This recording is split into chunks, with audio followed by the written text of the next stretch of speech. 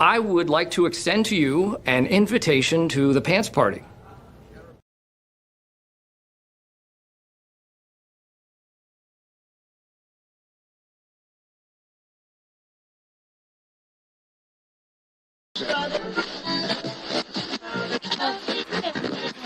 Shut up and sit down.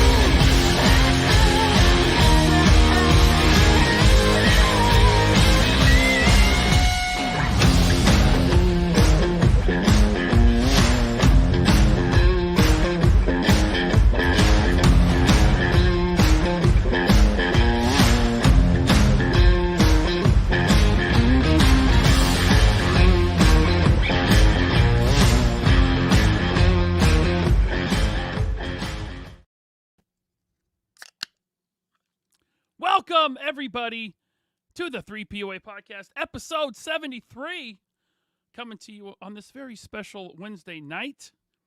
It's been a while. It's good to be back. I am your host, LaserPants, also known as Ryan.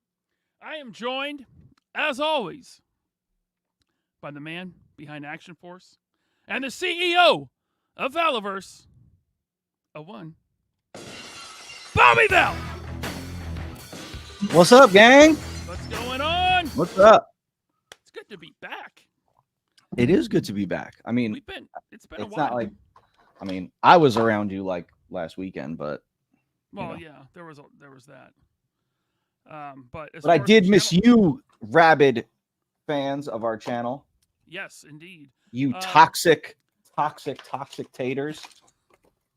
It was the longest stint ever where I had no content going up on the channel, and so channel died. The channel's dead, yeah. But I was out of town. You mentioned it. We were at Terrificon. Yup. In Uncasville, Connecticut. Uncasville. But I mean, it's Mohegan Sun Casino. I mean, Mohegan Sun. Yeah. Man, I was blown away. Nice casino. Very nice casino. Yeah. I thought it was going to be a rundown like shithole, but it wasn't bad. No, sir. Not everything in Connecticut sucks. The traffic does, and the people sure does. cannot drive in Connecticut. Told you. Dude, people, like, as soon as you cross the state line into Connecticut, everyone forgets how to drive, except for me. I could drive. I'm talking, like, just casually, like, swerving from lane to lane. I'm like, what the hell is going on here? That's why I only like go visit my family in New Jersey like once a year, because I just can't stand the drive.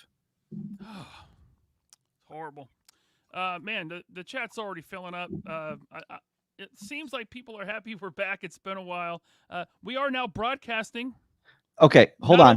Hold on, because people are saying your mic is low. I thought your mic was low too when I first got on. I'm like, why is he kind of low? But I just thought it was my computer.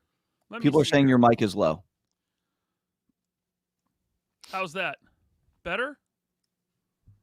I mean, it's fine for me, but ask the chat, Guys, just keep telling Ryan that his mic's low. Hold on, I think I'm fixing it now. See, Ryan takes off, and then all of a sudden he comes back, and the how's that? Holy crap! That's loud. Okay. How's that? Is that better? Oh my God! Can you hear me? I have to lower my computer. Hold on. Jeez. Holy crap! More volume, they say. You get what you guys asked for. Bobby's mic is high. My mic isn't high. Your mic is high. Okay, now it says fixed. Boy, it's loud in my ears now, but that's at least you guys can hear me. Yeah, I don't know what happened. I haven't turned on my computer in like 2 weeks, and here we are. Anyway, where was I before the chat interrupted me? Well, I interrupted you on behalf of the chat. All right, well, let's get over to the chat. Our buddy, wait, where is it? I know I have it. Where'd it go? Oh, there it is. Tony from Analog Toys with the tater chat. He says, can you believe a rocket-firing Boba Fett sold for over $1 million? And why did Bobby buy it? I think I'm investment. too loud now. I mean, listen, that's what these guys are doing. Like, it's not like, I mean, maybe the guy could be a Star Wars fan, maybe, but it's kind of like when rich people buy like artwork and stuff, and then they just store it, and it's like they buy these things are investments now. Comic books. Why do you think there's billionaires buying Action Comics #1, Detective 27? Like, it's investments, and that thing is like the most valuable toy ever, toy history. So it's just like, of course that thing's going to be an investment. But the interesting thing is, there's one on eBay right now for like 20 grand or 200 grand or something like that. It's not the painted version, it's the test shot version. But I'm like, how did that Hakes one go for $1 million and this one on eBay can't sell for whatever it is? Was the Hakes one on card? No, none of them were ever on card. No, that's not true. No rocket. There is a carded example. It was on Pawn Stars. It was like a what was it, like a salesman sample for Toy Fair or something. Oh, the back has like the back of the cardboard on the card. The back is like ripped off because it was like glued or taped to a display board. Okay, so yeah, but what I mean is like there's no carded like they never made a carded. Right? That was a salesman sample. That's just a mock-up. It's what we call a mock-up, Ryan. Oh, mock-up. How was the durometer on the mock-up? No, durometer is for plastic, not. I for know that. I'm just throwing out words that I've learned from you. Yeah. Jeez. That cheap plastic. That those a lot of plastic experts nowadays. A lot of plastic experts. Yeah. I don't know. If I was like Elon Musk, I'd probably buy one of those for $1 million because it'd be like nothing. Right. It's not like that. It mattered. Like $1 million is nothing to him. $1 million is like 1,000 to me. But it's just like, And I'd probably have 27 kids like him as well. Oh, jeez. I can tell you right now, though, if I were a billionaire, I would not look the way he looks. I'd be in the gym with a personal trainer every day. Oh, yeah. Like, I would be like the most ripped billionaire ever. And you know what? I'd be so jacked and so ripped that I would just walk around with no shirt on ever. Be like, I'm Elon Musk. I'm a billionaire. What are you going to tell me? Like, I can't go to this meeting because I don't have a shirt on? I'm not wearing a shirt ever.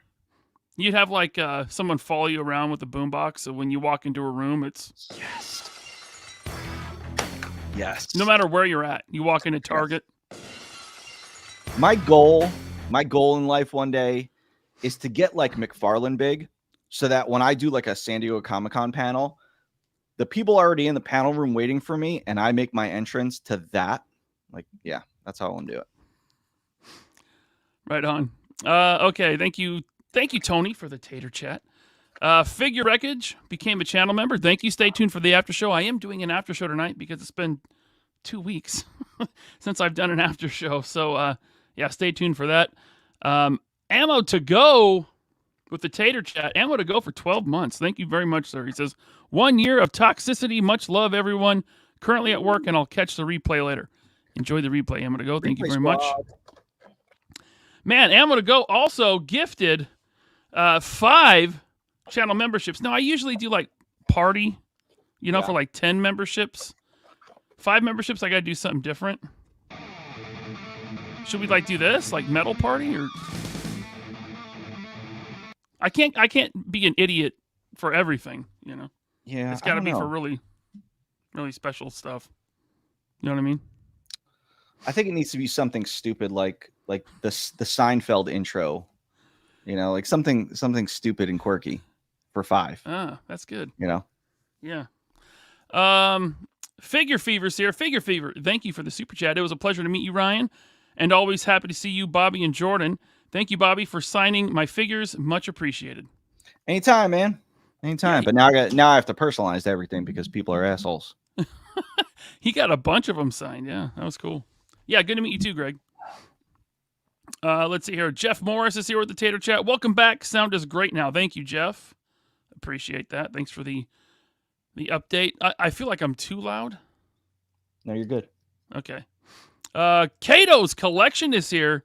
Cato with the Tater Chat. He says, I apologize for the shitty Vanguard review. Cato, best Vanguard review out there today. It was good. It was good. Darkest Cloisters here. He says, my mom warned me about podcasts like this. Yeah, your mother's a smart woman. Thank you. Thank you, Darkest Cloister. Logan Wood with the Tater Chat. Vala episodes are best episodes. How dare you? Welcome back, fellas. Cheers. Cheers. Should we try an experiment? We could always try an infinity equation experiment. Oh, what's that? I can leave the show and see if it still survives. Oh, I know you're going to be mad at me for that one, but I don't give a fuck tonight. Thank you, Logan. Mython the Python with the super chat. He says, popping in at work to say hi to Bobby and Laser Twinsy. Thanks again for the support Sunday. You're welcome, dude. That was a great cause. I was very happy to be a part of that. He says, hope everyone in the chat is doing well. Be back for the replay. Can one of the mods drop a link to that Hella Dope Toys mug in the chat? All the proceeds for that are going to the Fight Against Cancer. I forget the name of the organization, but we'll just say the Fight Against Cancer. If we can drop that link in the chat, that'd be great. I'll pin it, and then everyone can click on that. Fighting Cancer. I just found my my cancer charity for the Pink Steel Brigade, which is on its way here now and should be here by the end of September. Cool. Is that the Rhode Island? It is a Rhode Island charity. Yes. Right on. Let's see here. We got. Thank you, Mython the Python. Excuse me, Mython the Python. J Mac with the Tater Chat. Thank you, J Mac. Bobby, I like exclusives and toy lines. Glad somebody does. Yeah, there was FedEx really screwed up that shipment of the. Yeah, it's kind of one of those things where, like I said in the video, it's like you got to take the risk. Like I couldn't not have Bone Collectors at DFW, so. No, I was talking about the Elite Praetorians that you put up in the Wounded Warehouse. Oh, yeah. I mean, I was surprised of the whole shipment that was there at the show. There was like four cases that were damaged that went up for at least, yeah. But that's okay because listen, there's people that are going to take it out of the box, and that's for you guys. Right. Just don't forget the action points. Don't forget the action points. Ramen Toys here. Thank you, Ace. Tater Chat. Oh, for a whole 12 months. Thank you, Ace. He says, hi, Ryan, Bobby, and chat. In the middle of some work. Am listening in, but unable to monitor the chat and respond. So please pardon me. Have a great stream. Thank you, Ace. The Ace. He got some new showcases to display his toys, and they look great. And he got a good deal on them, too. God, showcases are so expensive. Like the nice ones. They are. You know, like the nice ones that Michael has and the Retro Blasting Archive. I want to try to make time to stop at Michael's house after Jolana because I want to see his room. It is pretty damn awesome. I got to tell you. We got it's Chad with the super chat. Thank you, Chad. That was a great show you just did with Scuba Pete and Mikey. Thank you for the super chat. He says, F that MGR campaign being abandoned. Love you, nerds. And I ended on time. Just wait, Chad. Wait till I get in on their asses. Ooh. Thank you, Chad. Thank you. I'm going in hard. Yes. Like prison style, baby. Raw dogging it. All right. We got Roll Keeper here. Roll Keeper. We saw him at Terrificon. Thank you for the Tater Chat. Had a blast at Terrificon. The drive home sucked. Yeah, you had a long drive. But yeah, good seeing you, man. I'm glad you got some of those Praetorians. Todd Loves Toys is here with the Tater Chat. Got 2 Vanguards, and they are awesome. I feel like I'm the last dude in the world to get mine, but I did get... I haven't opened my tan one yet, but I did get my my Stealth Gray. I saw some people started getting their Muddies, and I saw the first pink one was received. Now, 2 pink ones have been sent out. I'm not going to say who got the second one. But the one that was received so far was one that was won at Terrificon. Yeah. Our friend Tim Taser, he posted it up. Yes. He got it. He won it at Terrificon. You had the whole spin the wheel thing. You gave away some cool stuff. That was a lot of fun. I think I'm going to do that at every show. Yeah. Yeah, you gave away, one of each Vanguard and a Bloody Bone Collector. That was cool. All right. Death Row. Thank you for the Tater Chat. Member for 12 months. Great to see you guys back. Loving my Vanguard and hyped for the arrival of Series 5. Ooh, you and me both, baby. So I had to pull some strings with Series 5. Oh. Because what? I was thinking about it and I'm like, oh shoot. They sent me the schedule for Series 5. And it turns out like I had to retool one of the heads because I didn't like the size of it. So it kind of delayed things like 3 weeks. So it kind of pushed the schedule out a little bit. And when they sent me the revised schedule, it showed that I wouldn't be getting the shipment until like mid-November. And I'm like, I really would love to have Series 5 for Rhode Island Comic-Con. Like, that's the biggest show all year. I'm like, we're going to have our exclusive Pandora, Bone Collector, Praetorian. But I'm like, man, I really want to be able to have every in-stock item. I think I'm going to have the triggers, the Garrison Cavalries, the head-to-new head pack. Like, I want to have everything. Vanguards. So I said to them, I was like, hey, can we pull that schedule in?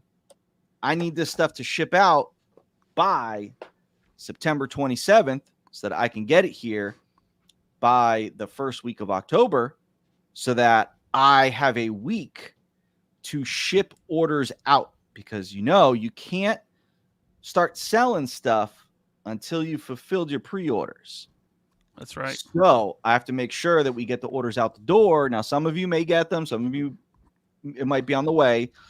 But it is good for the brand and good for the company if we have Series 5 at Rhode Island Comic-Con.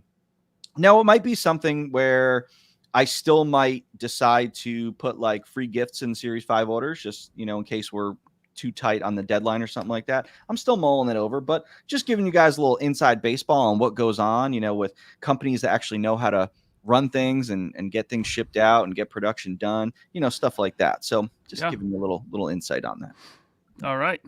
Cool. Looking forward to Series 5. Espo is here. Espo, thanks for the Tater Chat. He says, what's up, my dudes? Great seeing you guys at Terrificon. Bobby, I love my green Praetorian. Opened up for the long ride home. Amazing figure. Peace. I hope you were keeping your eyes on the road while you were opening up your Praetorian. Dude, he was like 2 hours from the con, but it took him 4 hours to get there because traffic was so bad. I felt bad for him. But it was great to meet you, Espo, in person. Oh, that was the first time you met him, right? Yeah, first time. Yeah, he came up and he didn't say nothing, like I wasn't going to recognize him from online, and I did. He's like, oh, you recognize me? I'm like, of course. If he wanted to be a baller, he would have showed up with Trisha. That would have been cool. Espo, I'm a little disappointed in you. I'm just saying. Could have really been the baller, man. That would have been cool. Yep. That's all I'm saying. Yep. Thank you, Espo.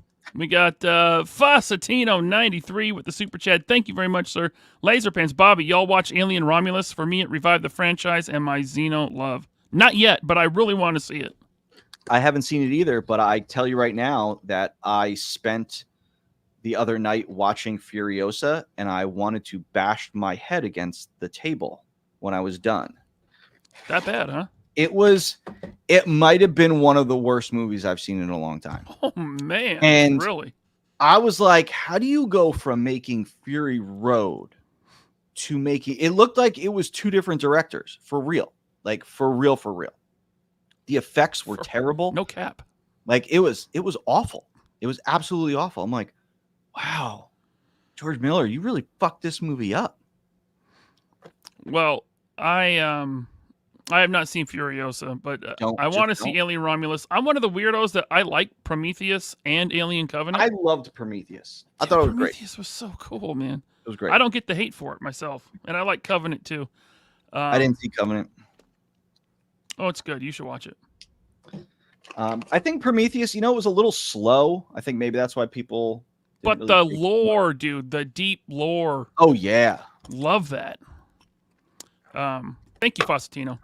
We got Thomas Goes Nostalgic. Again, we met him at Terrificon. He came up from Florida, all the way from Florida. Right, he did. Yeah, he says, is it too late to spin the wheel again? I was way off, but my brother almost said he did. Yeah, he was like one off. Maybe next time. Bobby said you're going to have the wheel again. Yeah, I think I'm going to do it at every show now. You should do a show in Florida. There is MegaCon. There's MegaCon in Florida. MegaCon would be cool. Gina goes to MegaCon. Does she? MegaCon. Maybe one day I'll tell a risque story from. Well, it's not a risque story from MegaCon, but the events of MegaCon led to some things. Alex knows what I'm talking about, but I don't want to get into it because I don't know who's listening. All right. Thank you, Thomas Goes Nostalgia. It was great meeting you, dude. I wish we could have hung out more. He tried to meet up with us for dinner, but he was messaging me on Instagram, and we were already at Michael Jordan's steakhouse, which there's a whole story with that. In fact, I think we can go ahead and get into that right now. I'm going to take a break from Super Chats because they're still rolling in. So at Terrificon, something funny happened, and you hinted about it in the 3POA Facebook group. You posted a picture of some cocktails on a table. Now, do you want to kick this off, or should I start? Because it kind of started with me. It did start with you. Okay, so we're walking in to Michael Jordan Steakhouse, right? And I catch this dude looking at me. Don't say who they were with. I won't. Okay.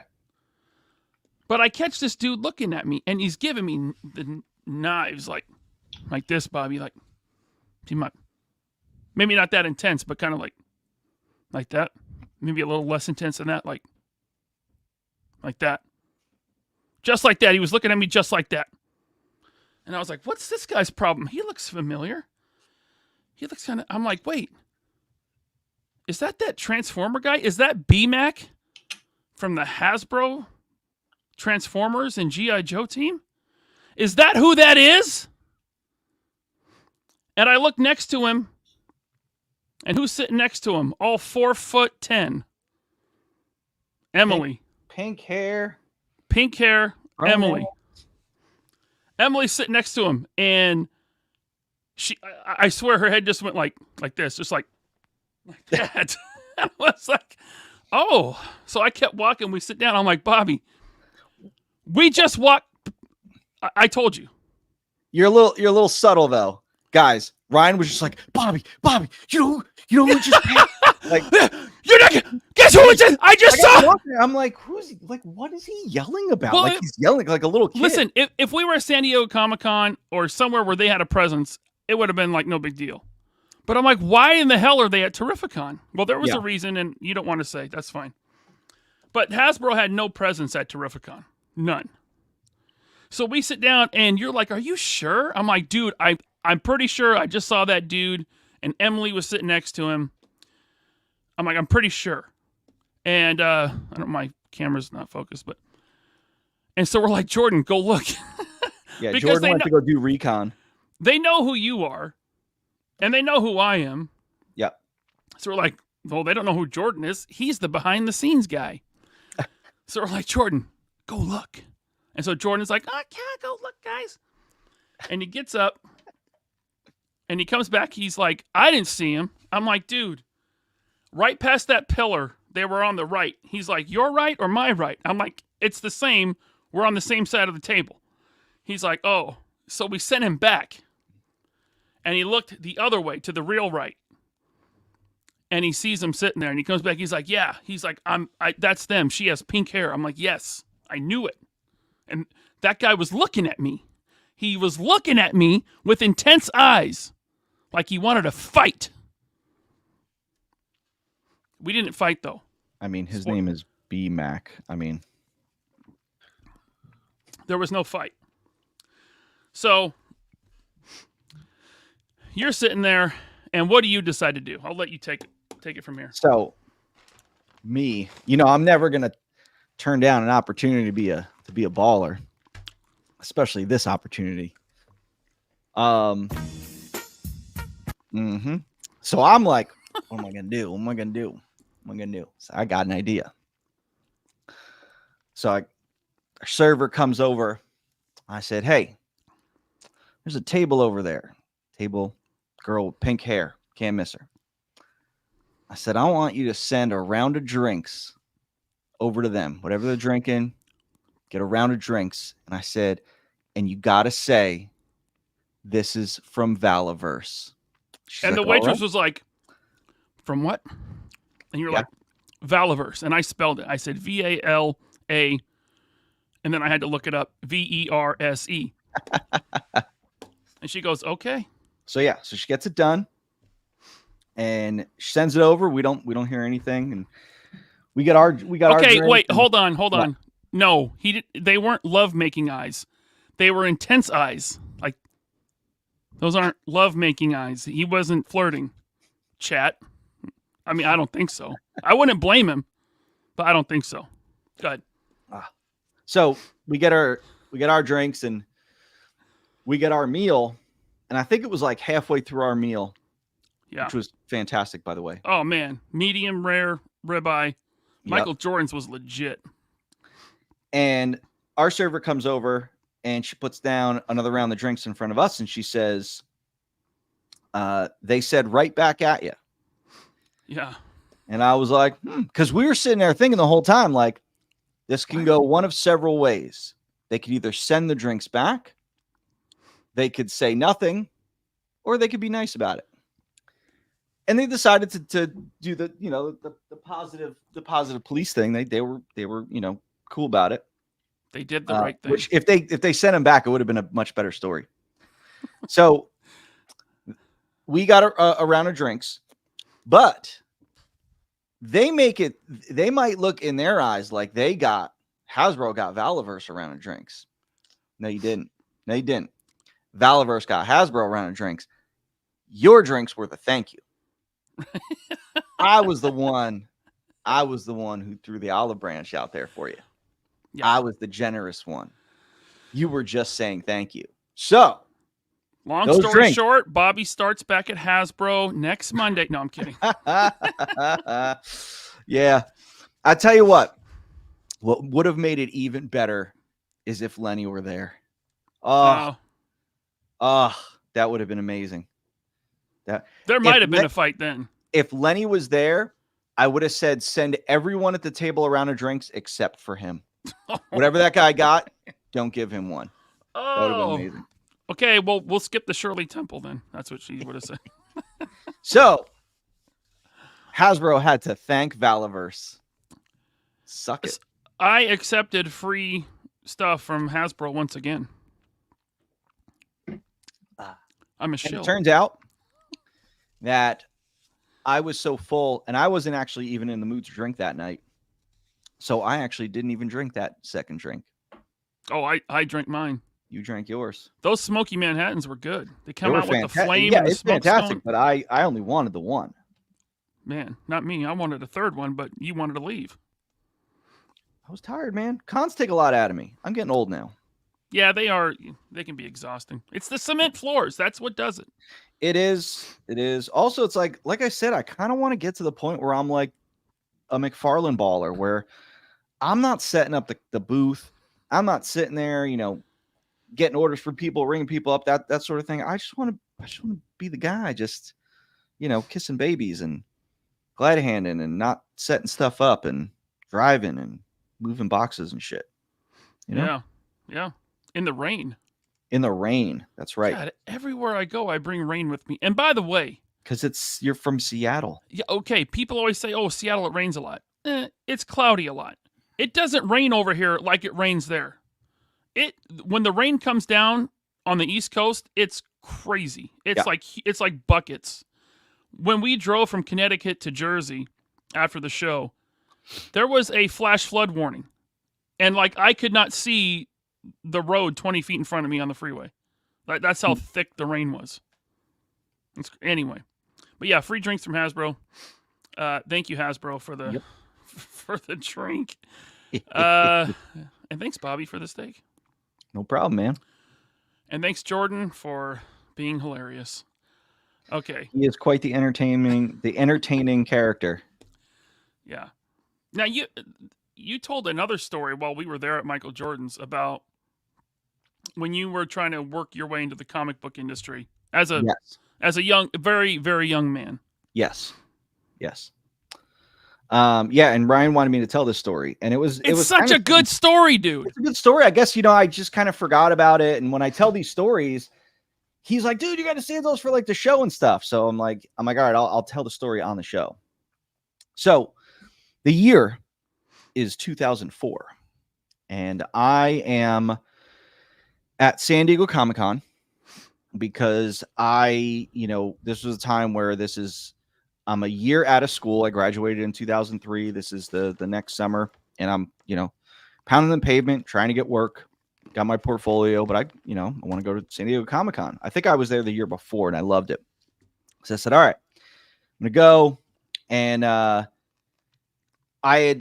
went, and I was friends with the daughter of the owner of Cross Gen Comics. She's a good friend of mine, and she was friends with Michael Turner. Michael Turner was one of my favorite comic book artists, and she kind of got me in with him. And like, I wouldn't say like we definitely weren't friends. It was like acquaintances. Like he would see me and he would remember me, and it was kind of cool. And I had heard this rumor of this poker game at San Diego Comic-Con, and I believe that like it wasn't Jim Lee's game, but it was done in Jim Lee's suite. And a guy named Scott Dunbier, who was I think the editor-in-chief of DC at the time, he was kind of the organizer of it and stuff like that. So I was talking to Michael Turner at his booth, and I was like, hey man, I heard about this poker game. I was like, is there any way you can get me in? He goes, I don't know if I can get you in. He goes, go talk to Scott Dunbier and tell him I said you can get in or something like that. Like, just, I'll put in a good word for you or whatever. So I actually go to the DC booth, and Scott Dunbier was actually at the booth. So I go and talk to him, and I'm like, hey, I was like, yeah, I'm friends with Michael Turner. So I was like, hey, I heard you guys have this game going. Like, could I get in on this game? Now I was playing a lot of poker at this time in my life. And he was like, yeah, well, how about this? He's like, the seats are full. He goes, but you can come. There's always a side game. And if you could be Michael Turner's alternate. So if he doesn't happen to come, you can take his place. And I'm like, cool. But I was like, at least I can go and play in the side game, and rub elbows and this and that. So, I go, and they're at this swanky hotel. Mm-hmm. And I go up to whatever the 30th floor is or whatever. And Jim Lee's suite, like he took up it was like 4 rooms. It was huge. It was just a giant suite. And they had, I think there was like 3 10-person tables in there. And they're like, all right, it started with 30 people. And they were like, all right, when the first table gets knocked out, that's when the side game starts. So you have all these guys just kind of waiting to be in the side game. And I'm up there, and I'm just like seeing like these guys like Gareb Shamus, the guy that ran Wizard at the time. He was up there, all these other comic book guys. And I'm like, holy shit. So I'm like sitting there like nervous. Here I am. I'm like, I don't know, 22 years old at the time. I think 22. And all of a sudden I hear Scott Dunbier says, Turner just called. Turner's out. And I was like, I'm his alternate. So he's like, oh, yeah. All right, cool. Come take a seat. So I get in there, and I'm like nervous as hell. I'm like, holy crap, this is wild. But I'm like, were you wearing your Jinko jeans? No, this was after my Jinko jeans phase. Okay. This was just during my, I think, regular Levi's and Abercrombie shirt phase. But yeah, exactly. So I'm in this tournament, and I'm playing really well.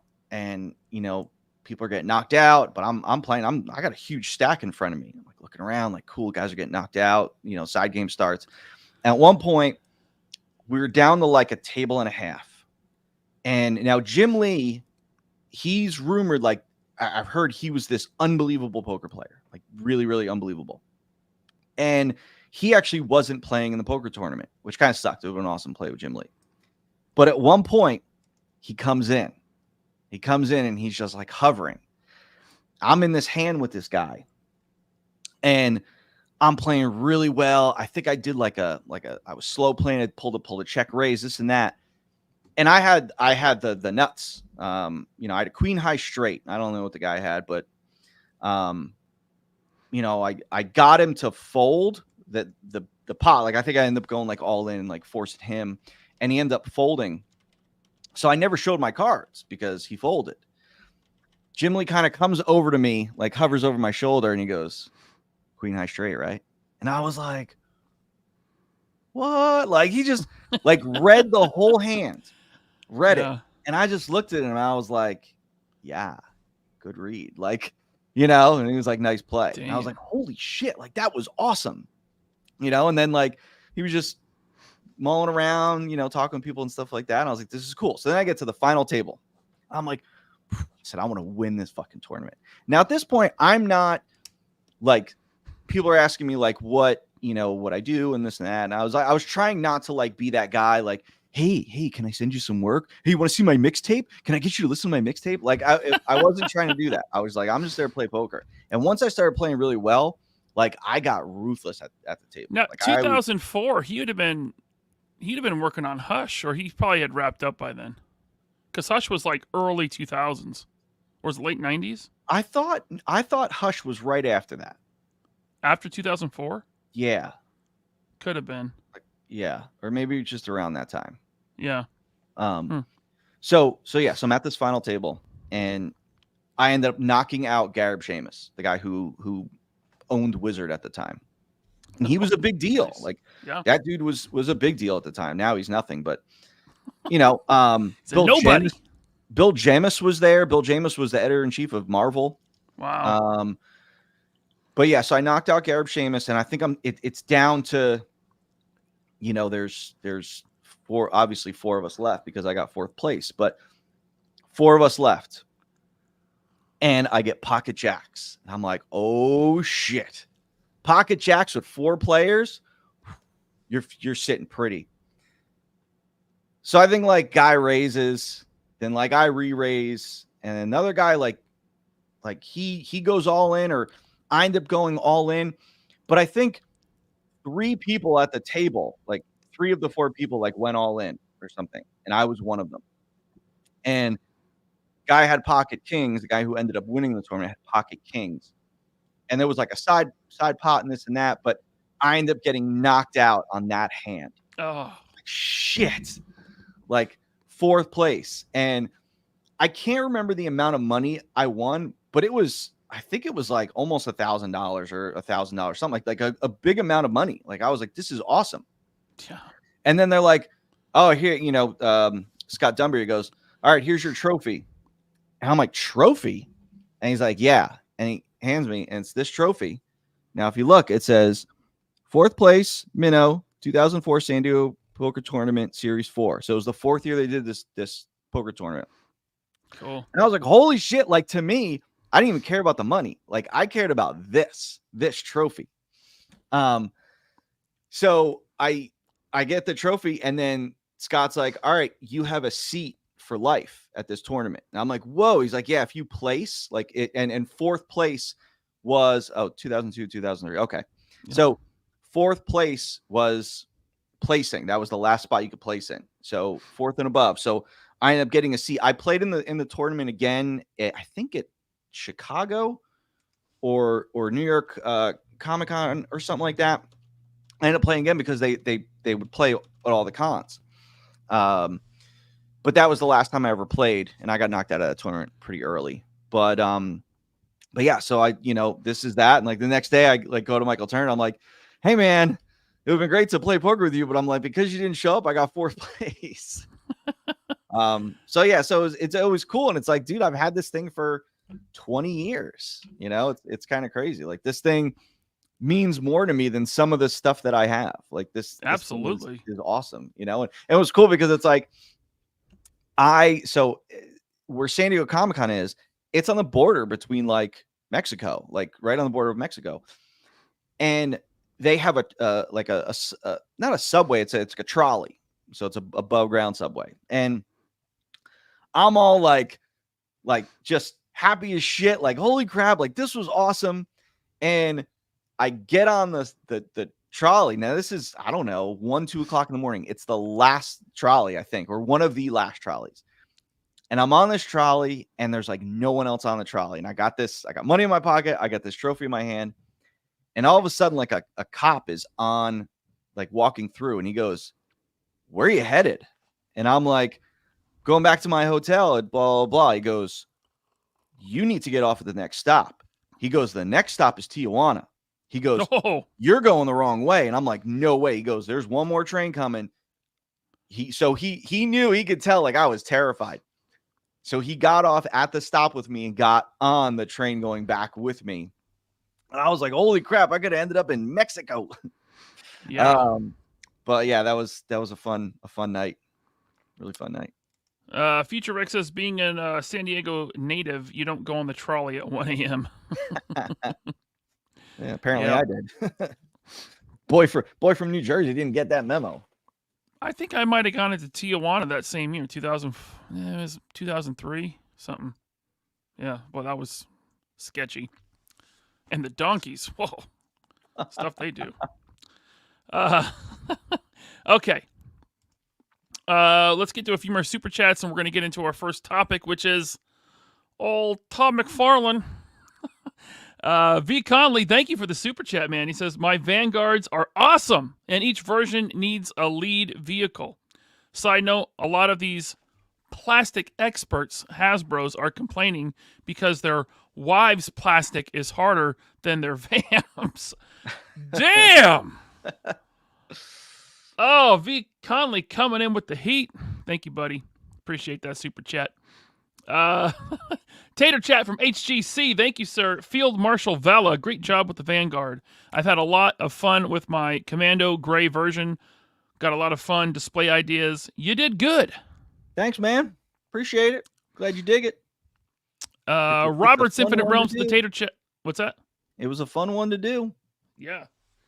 Robert's Infinite Realms with the Tater Chat. Can't believe I got an Elite yesterday. Thank you, Bobby, for the Vanguard. Thank Mython for the fundraiser. 9 months, new kid. My daughter is mad.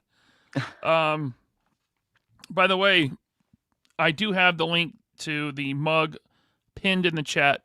It's the Hella Dope X Mython the Python mug. All proceeds go to Fight Cancer. And I forget the name of the charity, but it's a good one. And you can check out the last episode of Hella Dope Toys over on their channel and see, we raised a lot of money. That was a good show. All right. We got Kent Heltzinger here. What's up, Kent? Thanks for the Tater Chat. What's up, Ryan, Bobby, and all in the chat? I'm on the replay squad tonight. Just wanted to pop in and say what's up. What's up, Kent? Thank you. Enjoy the replay. Jeremy says, Bobby, I want my figgies now. They'll be here soon enough. No figures for you. Yeah.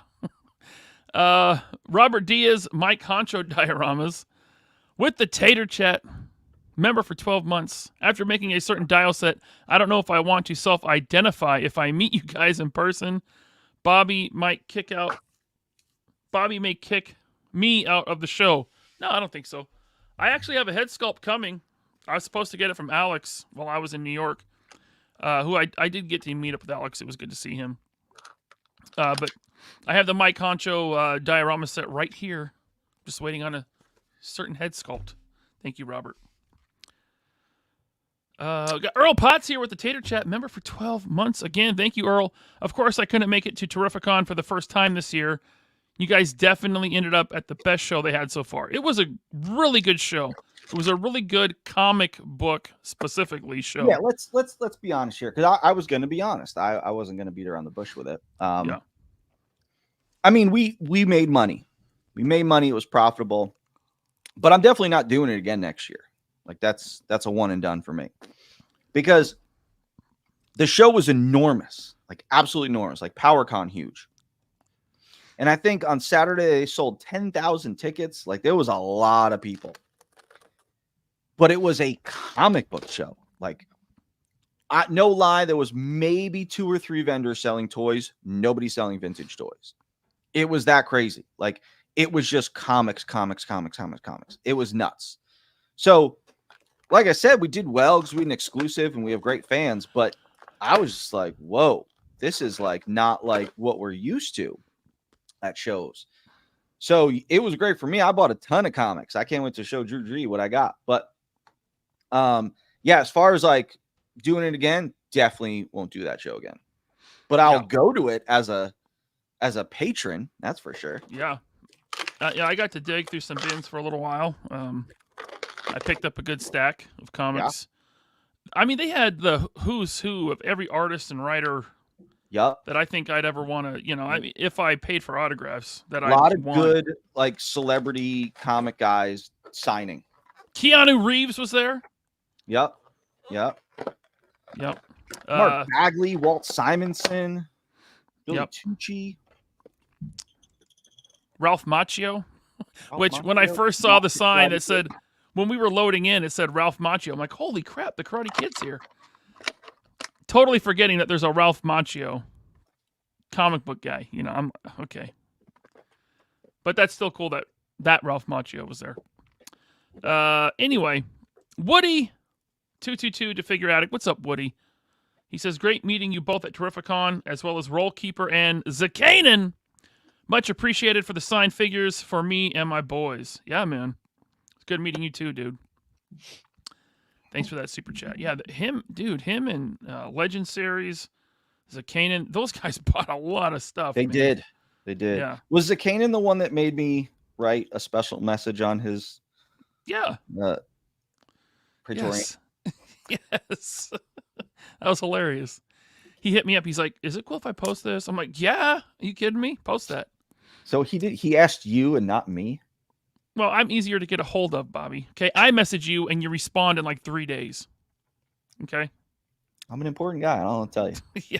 I also just don't care about responding to you. True. Unless you need something. You Unless want I a target? Need something. I need yeah. All right. Thank you, Woody. Speaking of, I almost sent you a message yesterday because I saw the Deadpool Wolverine, like the Logan figure, the Legacy collection. The one of the Wolverine in the tank top. Oh, yeah. And I saw him, and let me tell you something.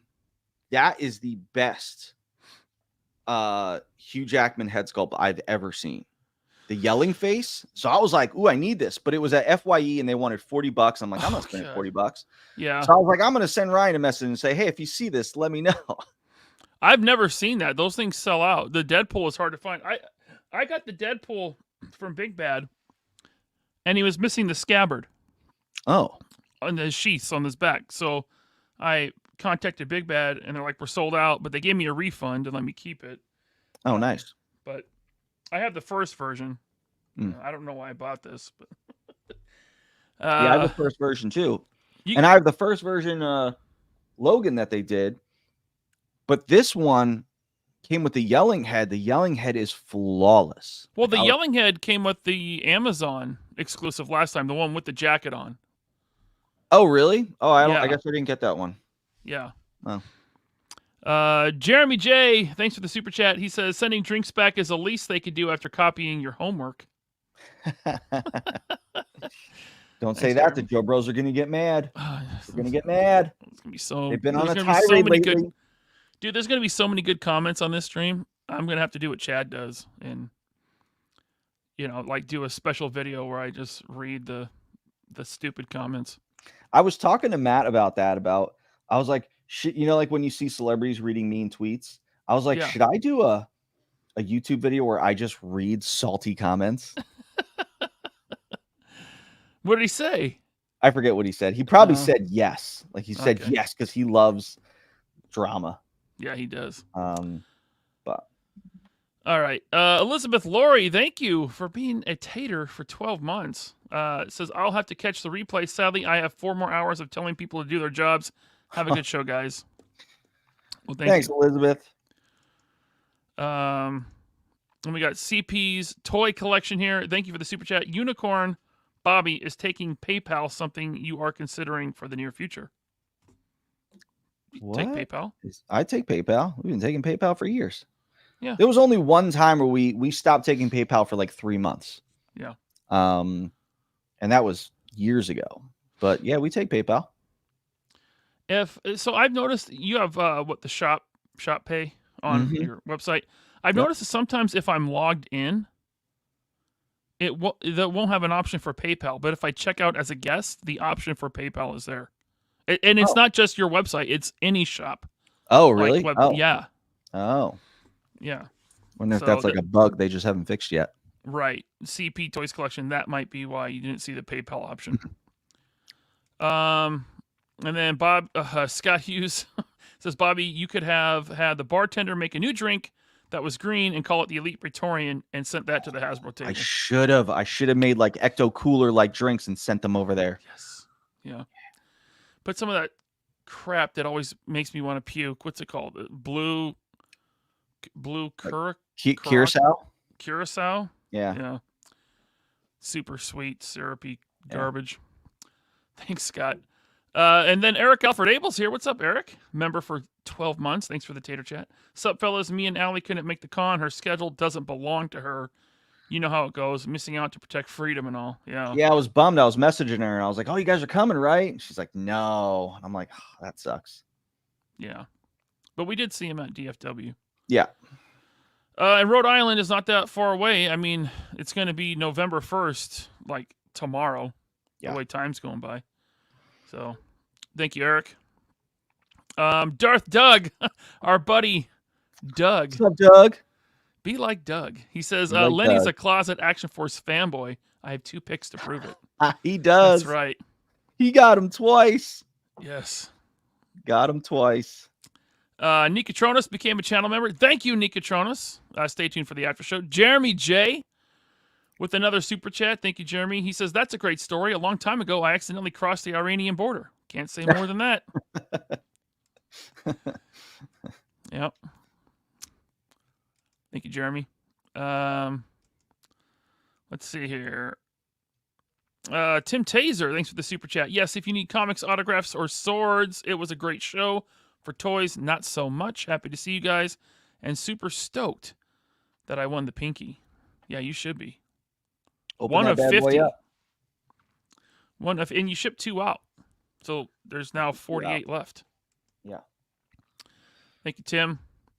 All right. I'm going to put the rest on hold. We got some more super chats to get through. I got to put that on hold because we're almost an hour into the show. And we've got to get to our first topic. The McFarlane Toys Medieval Spawn Kickstarter. I don't understand. I mean, I do. It's just a little silly. Bobby, I know you got thoughts on this. Hold on. I just want to crunch a number real quick. Okay. Let's see. 1,584,244 divided by 8,105. Holy shit. What did this figure cost? The base figure, it's like, let's see here. Let's see what it says. $58. Okay, so that means people are buying 2 because across it's an average of $195.47. Dude, shipping is like $25 from what I've heard for some people. Damn. And that shipping cost goes towards the total funding goal. Damn. So, I mean, so I didn't know this was going on.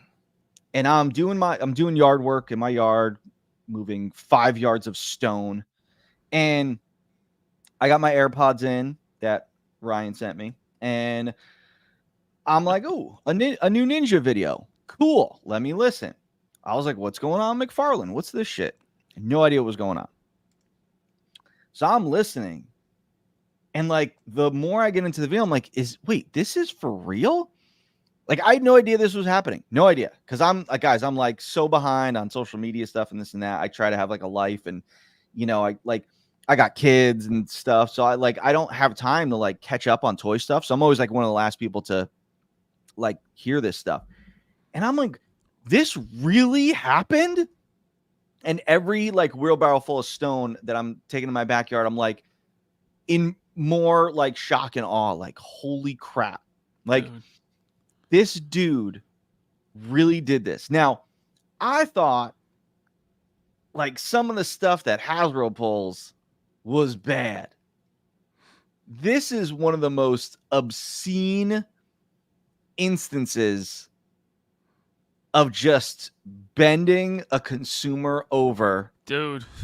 Like, it's like, first of all, like, I think this goes without saying that he shouldn't be doing Kickstarters. And first of all, and second of all, he shouldn't be doing Kickstarters for a single figure.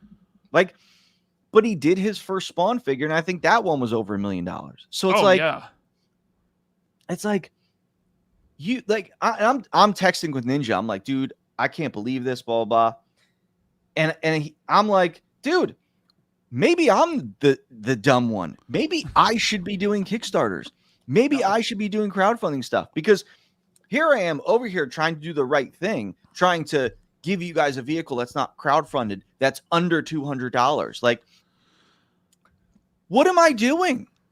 You guys are going to pay it anyway, and everyone's going to come out, because this is a perfect example where, man, people just listen. I can't remember the last thing where I was just like in with the mob and said, gotta have it, doesn't matter what it costs kind of thing. Like, this is crazy. This is a modern figure. This is a modern figure that Ninja, you guys should listen to his video. It's great. Good video. Like, he was like, yeah, dude, the chains on the first Spawn figure were metal. These ones, not metal. And it's like, oh, and then he starts getting into the unlocks, and I'm just like, this is freaking awful. Like, this is awful. But you know what, though? Maybe we're the dumb ones, because there were 8,000 people that were willing to pony up $200 a piece and give this guy $1.5 million. We're the dumb ones. I think so. I think we're dumb. You guys, listen, you guys want patches. You guys want accessories. It's like, this is the shit, man. I'm telling you right now. That's it. The Locust is getting crowdfunded. No. And I'm making the first unlock 1 missile. I'm making the second unlock 2 missiles. I'm making the third unlock a keychain. Like, I'm telling you right now, like, this is what this is showing me.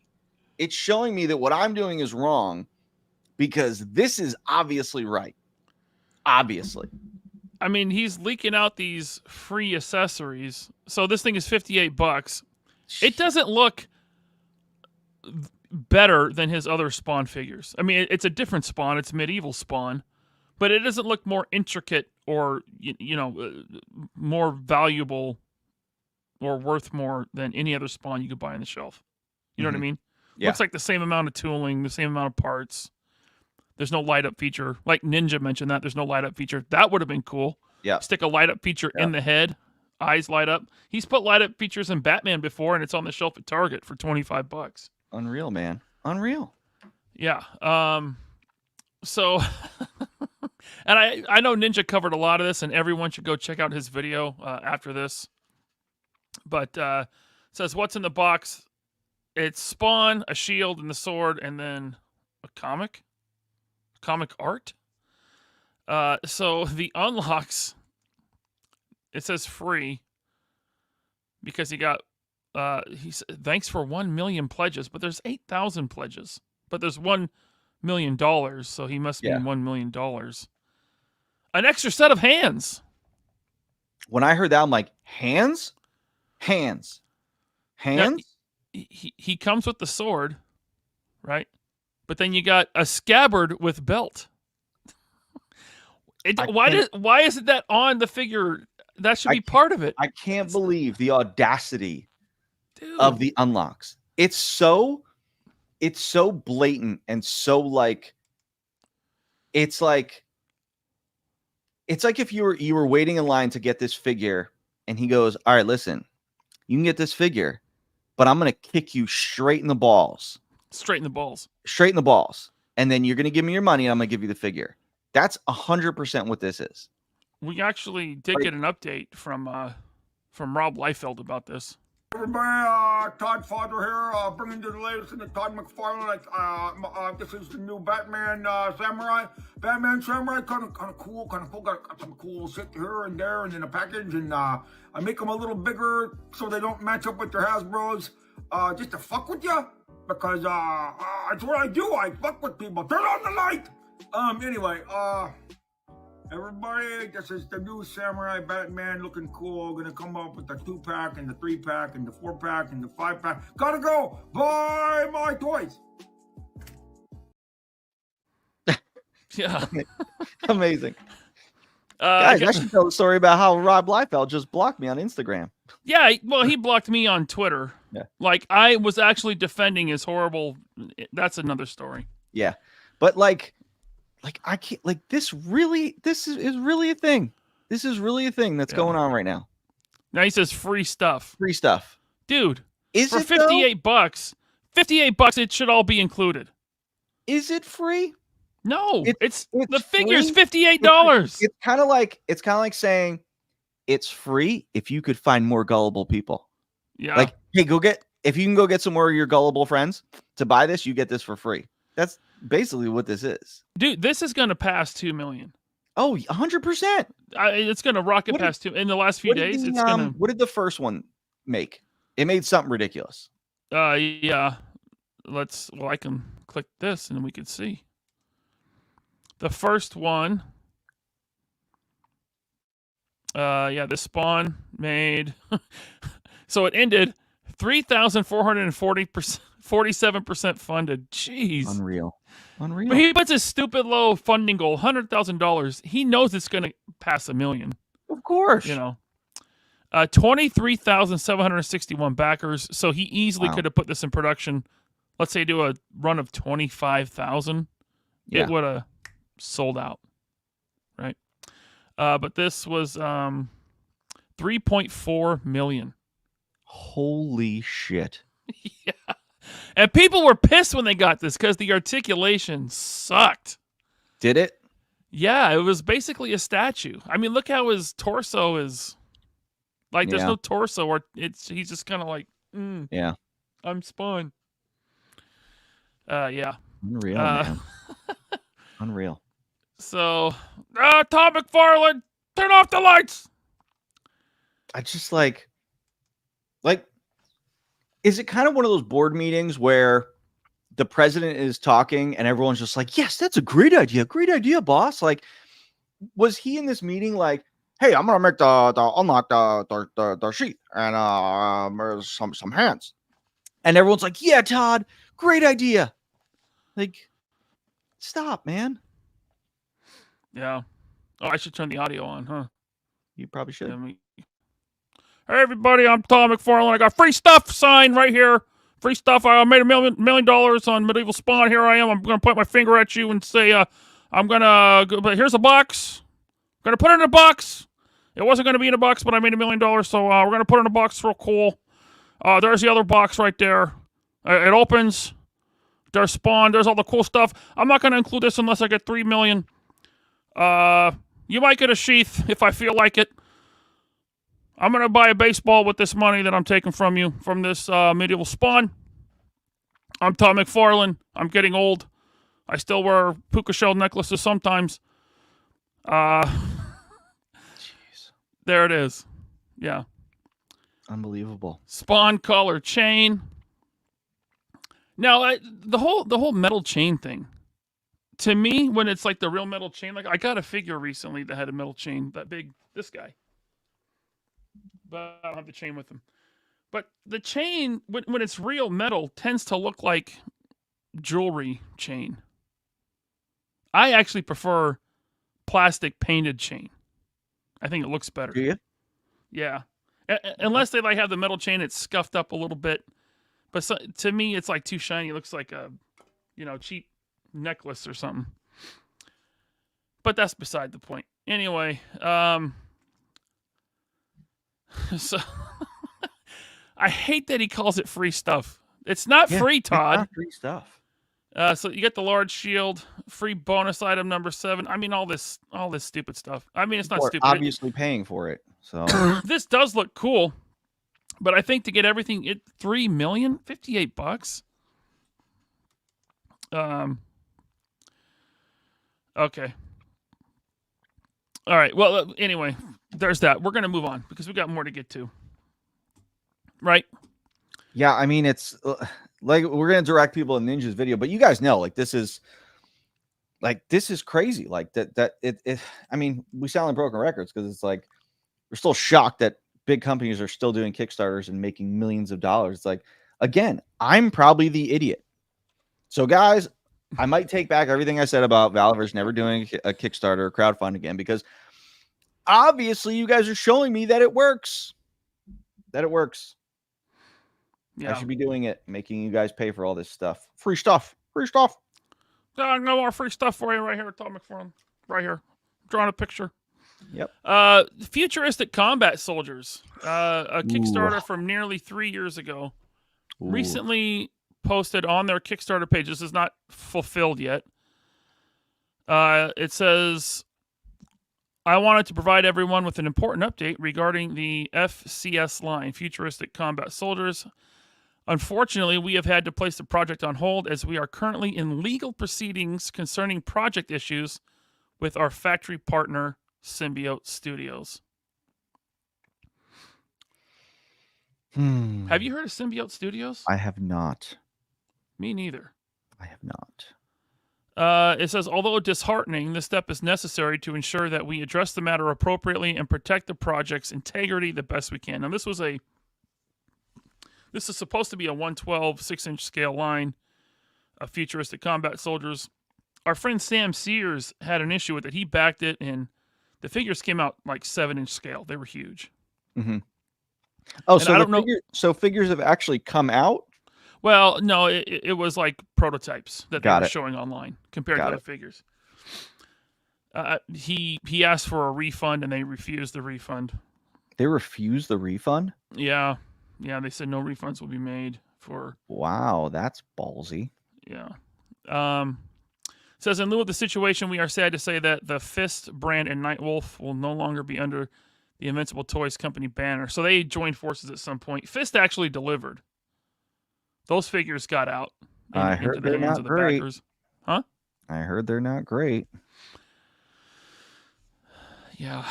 Jordan said their quality is no bueno. That's what I've heard. And, that's why I didn't back it, because they wanted to go with a factory in Brazil, which is unproven.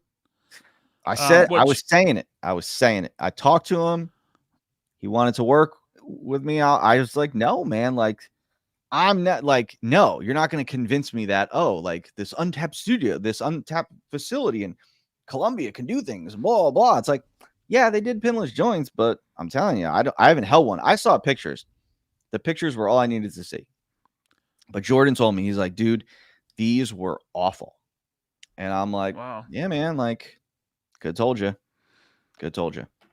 Yes, Stygian 360 says Fist quality is trash. I mean, like, it's their first outing, and they're trying something new with a factory in Colombia or Brazil. I think it's Colombia.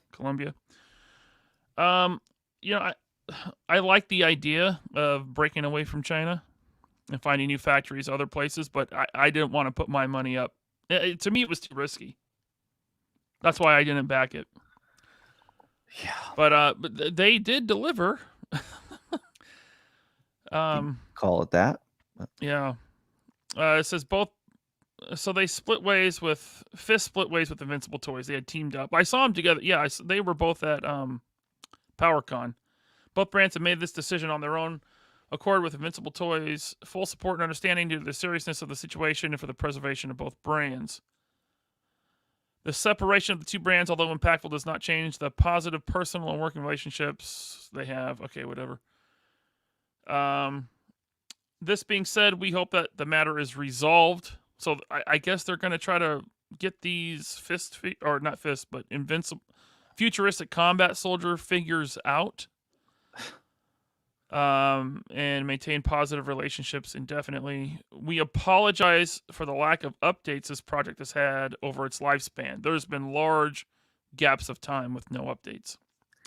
We have oftentimes been limited on the information on the project and updates ourselves, also partially resulting in the matter at hand. We pride ourselves as a company that honestly cares about people in the toy community, so rest assured that we remain fully committed to resolving the situation as quickly as possible and desire to follow through with completion of futuristic combat soldiers. We value your investment and appreciate your continued patience during this time. Okay. Legal proceedings take a long time. Now, I don't know what the legal issue is between them and Symbiote Studios. And is Symbiote in the U.S.? Are they in China? Like, it's hard to sue people in China. It's also really expensive. So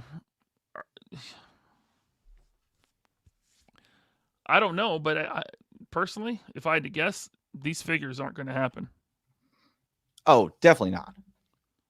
I think it's over, and I think it's, once again, and I hope I'm wrong. Prove me wrong. I hope to be wrong. But once again, collectors lose their money on a Kickstarter that was, I want to say it was doomed from the beginning. I didn't back it. There was just too many things I didn't like. I didn't have trust in. I didn't know who was making it. I don't know who Landon Stewart is. And the other guy that he had with him on live streams before, I didn't know who that guy was. I don't know what their history was in the toy industry. I had no confidence in it, so I didn't back it. That doesn't mean I hated it or I wanted it to fail. Of course not. But now you got this, and people, I think people are going to lose money. And that's the thing. I said it when this got posted in 3POA group. My comment was, kids, leave this stuff to the professionals. Like, I get it, man. I get it. You're a toy fan. You want to make toys. It doesn't work like that. I play hockey. I know I'm never, ever, ever going to make it to the NHL. Ever. I'm never even going to make it to juniors. Like, it's never, ever going to happen. I play, and it's a recreational thing. Nobody gets hurt. Doesn't cost anybody's money. This shit that you guys are doing, where you're starting a toy company because you're a fan and you want to make toys, well, you're asking people for money and you're taking people's money. And then this shit happens. Like, I know you don't plan for it to happen, but it happens pretty often. 3-year delivery times happen. We're going to get into that in a little bit. It's like, just don't do it. People get hurt. Like, now he's dealing with this legal shit. This is a headache.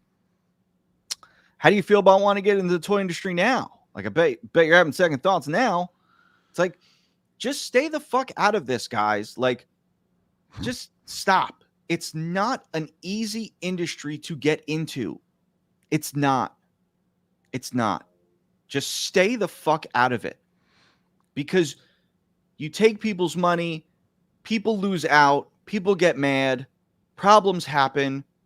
Look at the dude who did the Cryptid Toys guy, which I still, to this day, have not gotten a fucking apology from the dickheads on his tank after they shit on me because I said that it was a bad look to do a second Kickstarter before you delivered on your first one, and that most likely people were going to lose their money.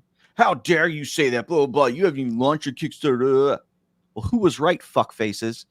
Who was right? What happened? That guy took all your money. He took all your money. And you know what? They put that guy's address out on the internet. Like, that dude had to go underground, because it's like, that's what happens, man. I'm telling you right now. I think I've talked to Landon over email once or twice. I don't know him. I'm sure he's a nice guy. I'm sure he did definitely didn't plan for this to happen. This is going to be one of those things. Look at the Screaming Eamon guy. That guy had to disappear. The helicopter guy, or was he the same guy? I don't know. No. Screaming Emu guy Mars was Industry. the Dio thing. The helicopter guy was something else. But it's like all those guys got to disappear and they'll go underground. And it's just like, stop giving your money to these people. Like, I wish you guys were smarter about it. Like, I know you want this stuff. I know you see it. And now you're like, oh man, this is great. It's like, yeah, but it's like, maybe like it's awful. You know, you got to do your research and you got to be ready to lose your money. Yeah. Kickstarter is not a pre-order. It's not a pre-order. I mean, maybe with Todd McFarlane it is. But, Kickstarter is, it's in the name, to kickstart your company. Yeah. What McFarlane is doing is an abuse of Kickstarter, in my opinion. Yeah. And it clearly says it in Kickstarter. It's like, this may not happen. This is a risk. Kickstarter assumes no responsibility or anything like that, and it's like, no, Rick, I'm not trying to deter. Oh, sorry. His wrong comment. Where is he? No, I'm not trying to deter the competition. These guys aren't competition. They're not. You know who's my competition? Hasbro's my competition. That's my competition. These guys that steal your money and burn people and have these problems happen, who don't understand the toy industry, who do it as a fan and think they're having fun and ask people for money and then don't deliver or take 3 years to deliver or have to cancel projects and this and that. No, I'm not trying to deter the competition because they're not competition. I'm trying to protect consumers that are getting burned and losing money. There's a big difference. Yep. So these people are going to get burned. They're going to get burned. It happens year after year. It's like there was a run from like 2015 to 2018 of Kickstarters that burned people. So then when I did mine, there was this connotation like, oh man, well, I'm not going to back it because I've been burned before. And then it was like mine funded. Then a couple others started funding. And then all of a sudden, like people started making like $600,000, $700,000, $1 million, $600,000, $700,000, $1 million on Kickstarters. And I'm like, did we not learn our lesson? Like, we'll get into the 3-year debacle of Marauders and Skeletron. I'm going to rip into that ass in a second. But it's just like, you guys, like, you gotta be smarter about this stuff. Now, yeah, you can say, well, you asked people for money. Yeah, I did. But you know what? I was a 10-year industry vet who came and knew what he was doing. So there's a difference. These guys that are doing this stuff don't have toy industry experience. I'm sure a lot of them are like, well, I'm a customizer. I've been customizing toys for years. Yeah, that's not creating toys. That's not dealing with product development, production, and manufacturing. So it's like, I get so mad about it because they're coming into my industry and muddying it up. You're shitting it up. You're shitting up my industry that I work really hard to make successful. And you get these fans just coming in like, oh, okay. Oh, I've seen successful Kickstarters. Cool. Yeah. So you've heard me say it. It's unfortunate. I feel bad for the people that are going to lose money on this. Now, if any of this hurts your feelings, we do have mugs available at 3poapodcast.com. Link is in the description below. Bobby Vala hurt my fifis. And there he is. Get over it. Lol. I still need one of those mugs.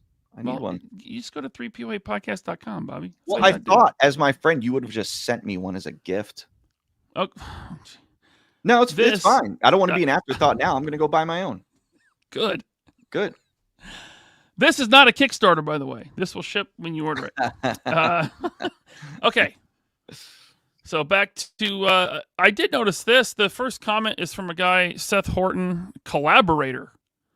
And he says, I'm not sure everyone has read the new update, and I can tell you firsthand Landon has done everything and more to get these figures made and in your hands. Not only that, I can attest to his character, and he is one of the most honest and kindest people I ever met. Again, I'm sure he's a good dude. He definitely didn't want this to happen, but it happened nonetheless. Yeah, I'm not calling into question his character or anything. I'm sure people in the comments are, because I know people in these comments are going to be pissed. Yeah. Not only that, I can attest to his character. Okay, I read that. Lack of updates are a result of legal proceedings previously mentioned. Whereas most people know you can't talk about it because statements can be used against you in court. Yeah. Other lines people are referring to were brought to Landon because of his knowledge of the industry and his reputation for helping people. So he had previous industry experience? Could have fooled me. I wasn't aware of that.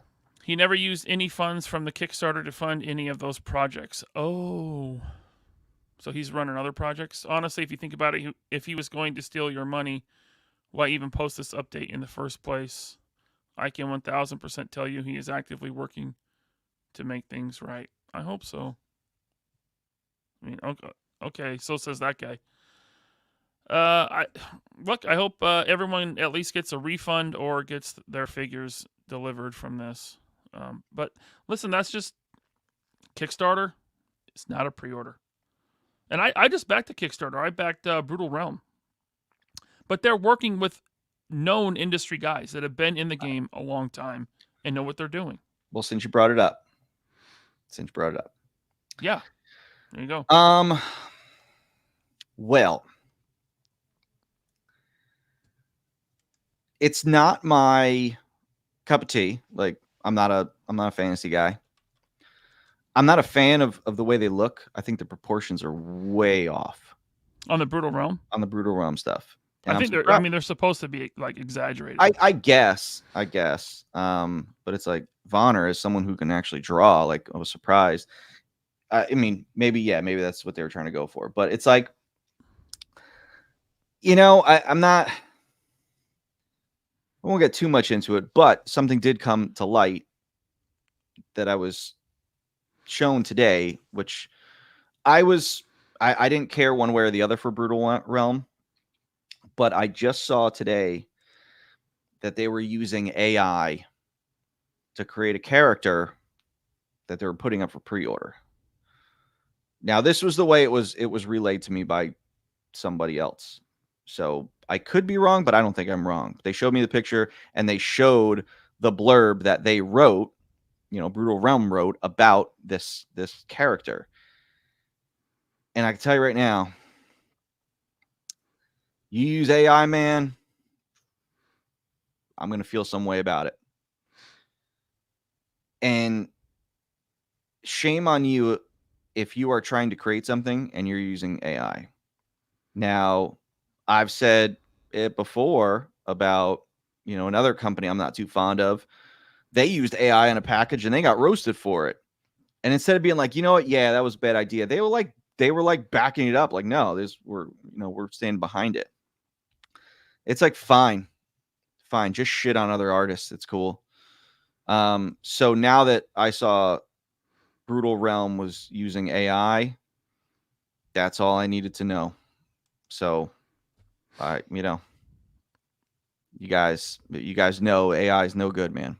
It's no good, especially when it comes to art and creativity. Like, it's not cool. If you have to use AI to create something and then you create an image and then say, yeah, but it won't come with all that stuff that's on the AI generated image. They didn't say that, but they said, oh, it won't come with all that stuff on it. Okay, well then why'd you use the AI generated image that had all that stuff on it if it's not going to come with all that stuff on it? Why not just take your time? I think it's because things are moving really fast, and he said it was a placeholder until their commissioned art came in. Well, then you wait. Where's the rush? Your Kickstarter just funded. You don't have any product out. What is the rush? That's the problem. Like, there's nothing you can tell me or that they could tell me to justify why it was okay to use AI generated art as a placeholder while they're waiting for new art to come in. Like, no, you wait until it's done right. And that's the thing. These guys are cutting corners. Like, just do shit right. Take your time and do shit right. You're cutting corners for what reason? Because then someone like me or someone like the person who told me about it is going to catch wind of it And then it's going to be a fucking shitstorm, because then it's going to be brought to people's attention, and it's just going to be like, oh, how about just take your time? So, what? Man, AI art is still very new. What is there any instance where you think it's acceptable to use AI art? I'm not just talking about toy industry stuff. I'm talking about like at all. If you were doing like,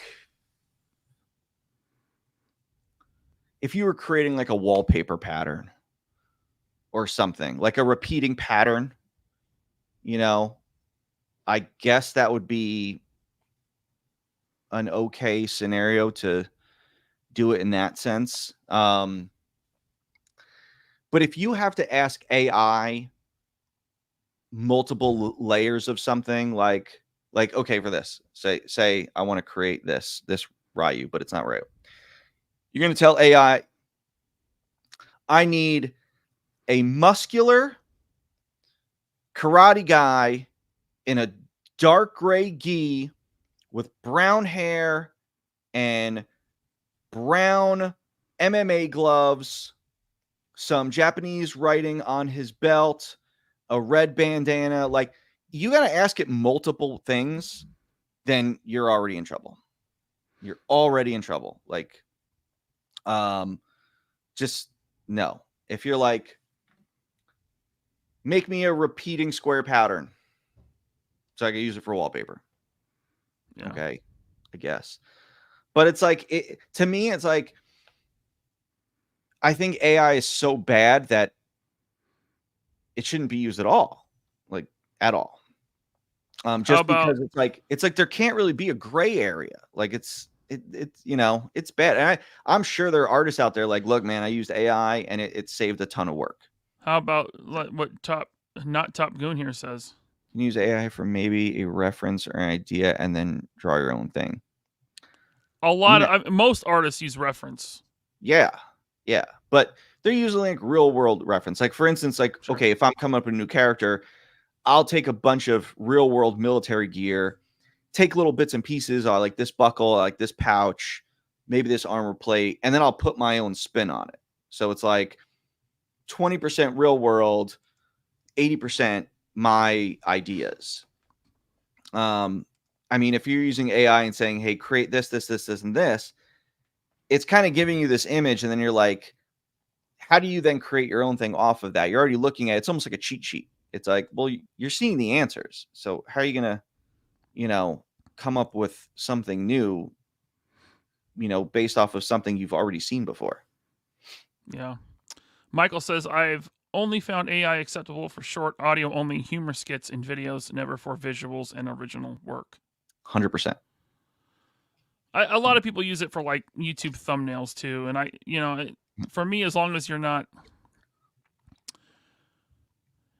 artists aren't losing work, I don't think there's artists that specifically make YouTube thumbnails, you know? So I don't really think that's a big deal. I've never done it, but I might use AI art for thumbnails one day. One of the last times Matt was here filming, I was putting out a newsletter about some sort of update or something like that. And I spent like 25 minutes writing the newsletter. And he's like, why don't you just use ChatGPT for that? And I'm like, what is that? He goes, you know what that is? I'm like, I don't know what that is.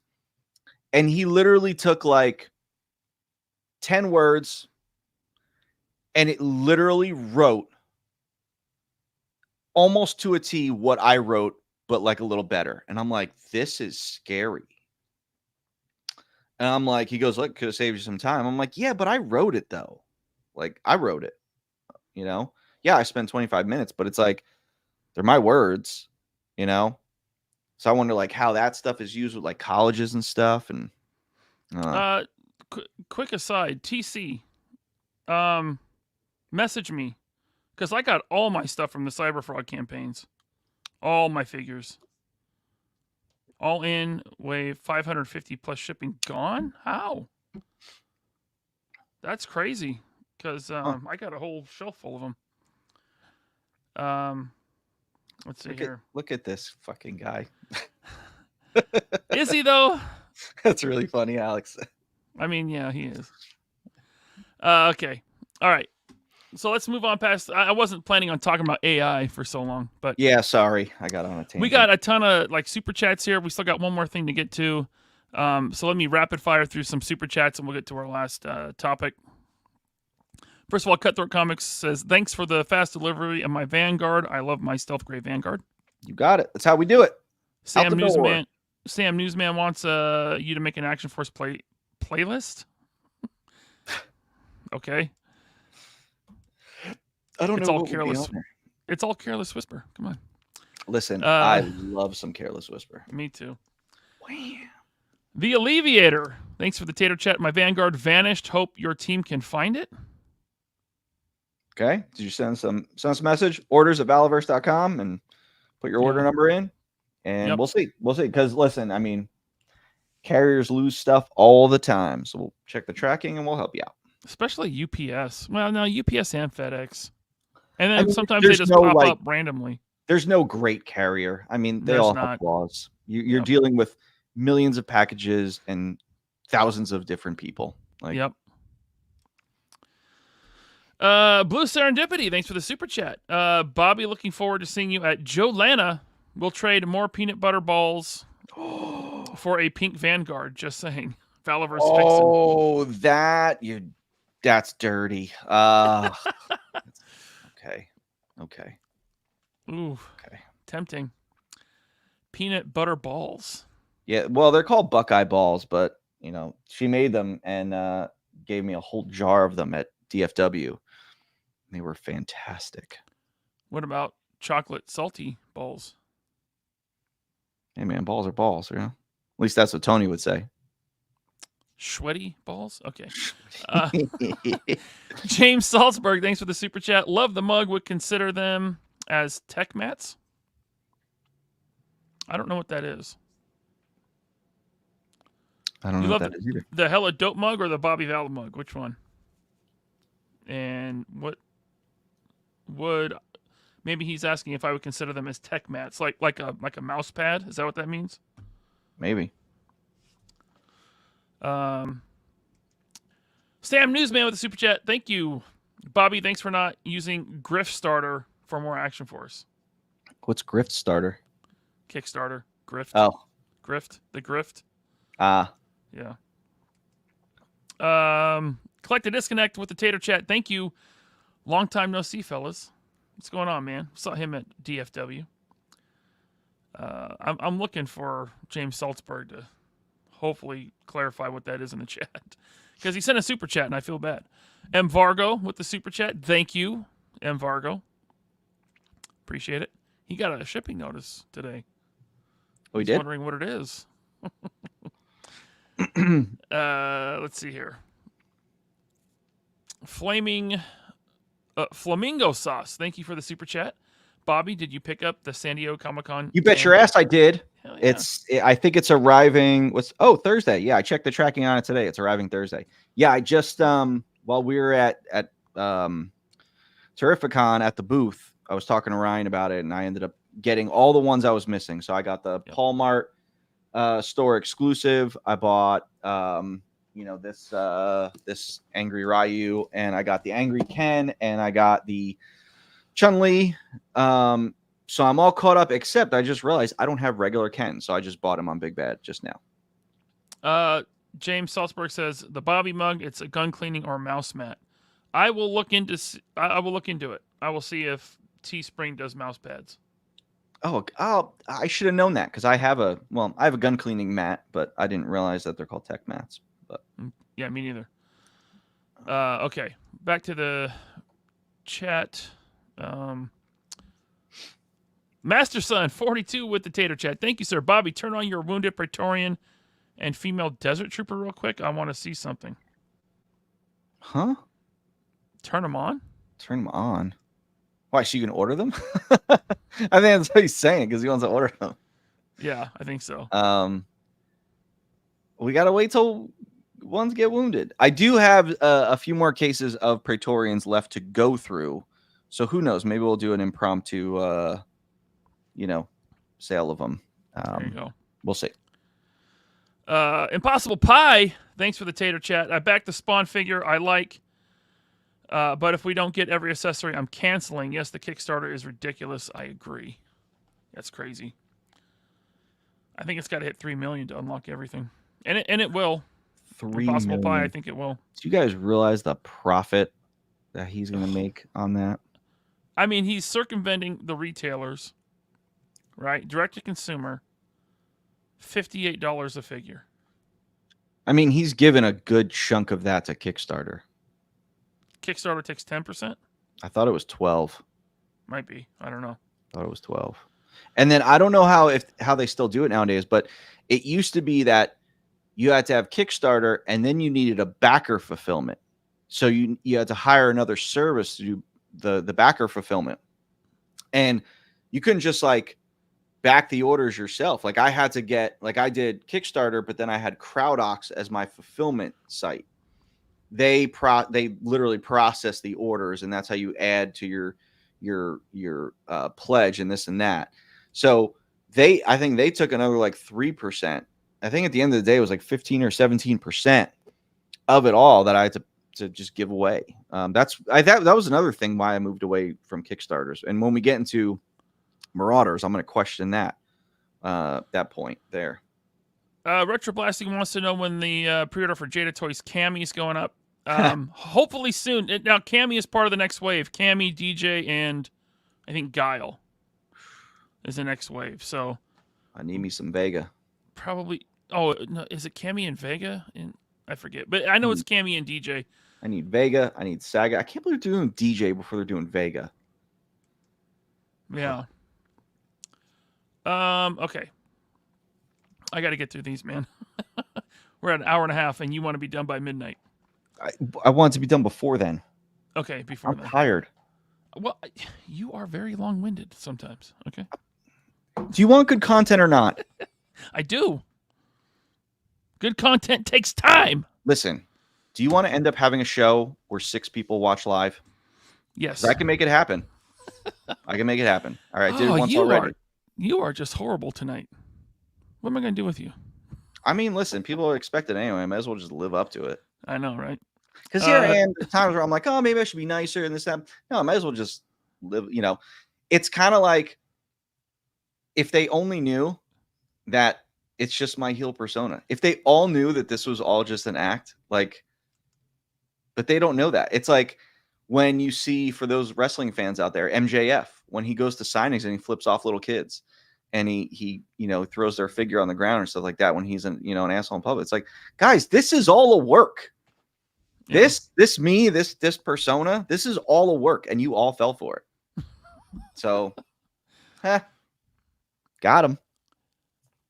Talib 1980, thanks for the tater chat. Thanks for all the great content. I was a lowly Transformers collector. Y'all have enabled me into Jada, Street Fighter, SH Figure Arts, and Marvel Legends.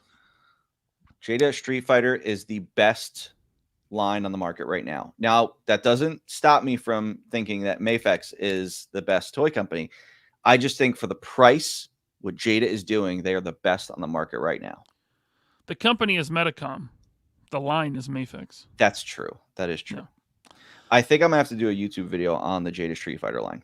You should. They're awesome. Yeah. Toy Addicts is here. What's up, Matt? Thanks for the super chat. Screw that guy. He says, on vacation, but just tuned in to hear you two brony boys go on and on about your love for Super 7. And because you're reading this to an audience, you have to say, go watch Toy Addicts and subscribe. I've said that before. Matt has a great channel. You should subscribe to Toy Addicts. What a dick. Matt, you want to come on this show and confront me? No. Say that to my face? We're not giving him views. Okay, with your man bun? All right. Thanks for the super chat, Toy Addicts. All right, guys, I got to put the rest of these on hold for now because we got to get into Marauders Task Force Vietnam Update, August 2024. Important, please read. I can't because it's for backers only, and I didn't back it because I don't collect that scale. And this is a Bush League move. However, it's like we're in the social media age. It's all going to get out one way or another. Just make it public. You just looked like a bigger asshole making it public. Here it is for backers only. To Maraud. Am I going to get copyright struck for sharing this? No, because it's all over social media. Listen, they made their bed, they got to sleep in it. It is. I copied and pasted this from other social media. So Marauders, don't copyright strike me, bro. Just look at what happened to Viper Island. You don't want to cross that line. I mean, listen, Okay. he's got more important things to worry about than copyright striking people, like a $500,000 problem. Okay, so here's what he's doing with the $500,000.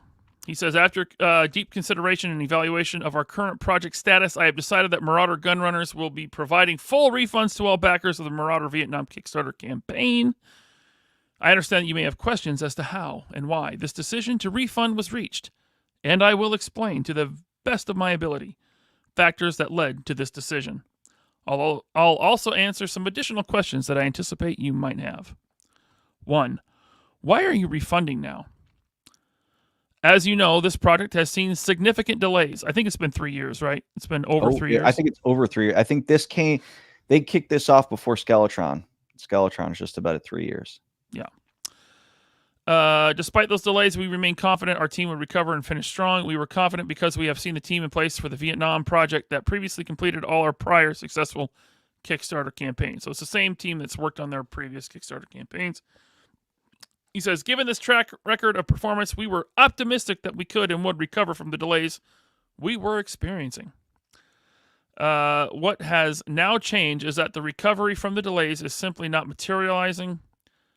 Not only have we not recovered from previous delays, we are seeing that even further delays could be possible. With an understanding that there is a real possibility of further extended delays, we believe the best thing we can do for our customers is the issuance of a full refund.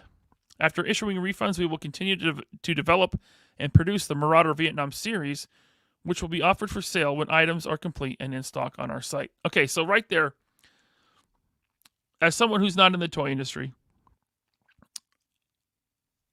why do they do a Kickstarter if they can make these without the Kickstarter money? And there is a perfect question, Ryan. Because they're giving it back. Which, by the way, I think they should do. I think that's the right move. If you can't get the toys made, give the money back. Well, I'm going to get into that because I have thoughts about that too. I'd rather have my money back than no toys and no money, you know? This has been my biggest problem with them because I'm not saying everyone has to do it the way I do it. I just think it is the right way to do it. They've been around for, I think, over 10 years now. Or just about 10 years. And no, actually it's over 10 years. My thing is, if you do one crowdfund and you're successful and then you build off what you're doing, there should be no reason to have to do another one. These motherfuckers, all they did were Kickstarters. And my thing is like, do you just like giving away money? Apparently, because you're just going to keep giving away more of it. But it's just like, why are you going to do another Kickstarter? Like, when you're just going to give away fucking money. Those are your profits, dude. Those are your profits. You're an established company with an established fan base. Do the pre-orders on your site. Why do it this way? Why? This makes like, and I wish that they could give me some sort of answer that would sway me and be like, oh, that's a really good idea. But I think about it and I'm like, there's no reason for this. Well, I think it's the same reason Hasbro does it. Because then everything's paid for. Everything's paid for, sure. There's no risk. Right. But it's like, I guess, you know, and like, I don't, yeah, I get, but you know, yeah. Apparently, they're not confident in their own business. So Trouble Turtle, they are 3 3/4 inch or 4 inch figures. Yes, 118. Yeah. Who did what to piss me off? This Darkest Closer. What did you talk to? Who and they did what to piss me off? I don't know. You got it. I need more context.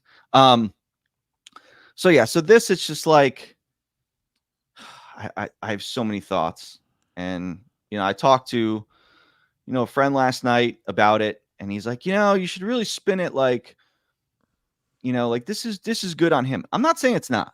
I'm saying like, okay, yes, stand up.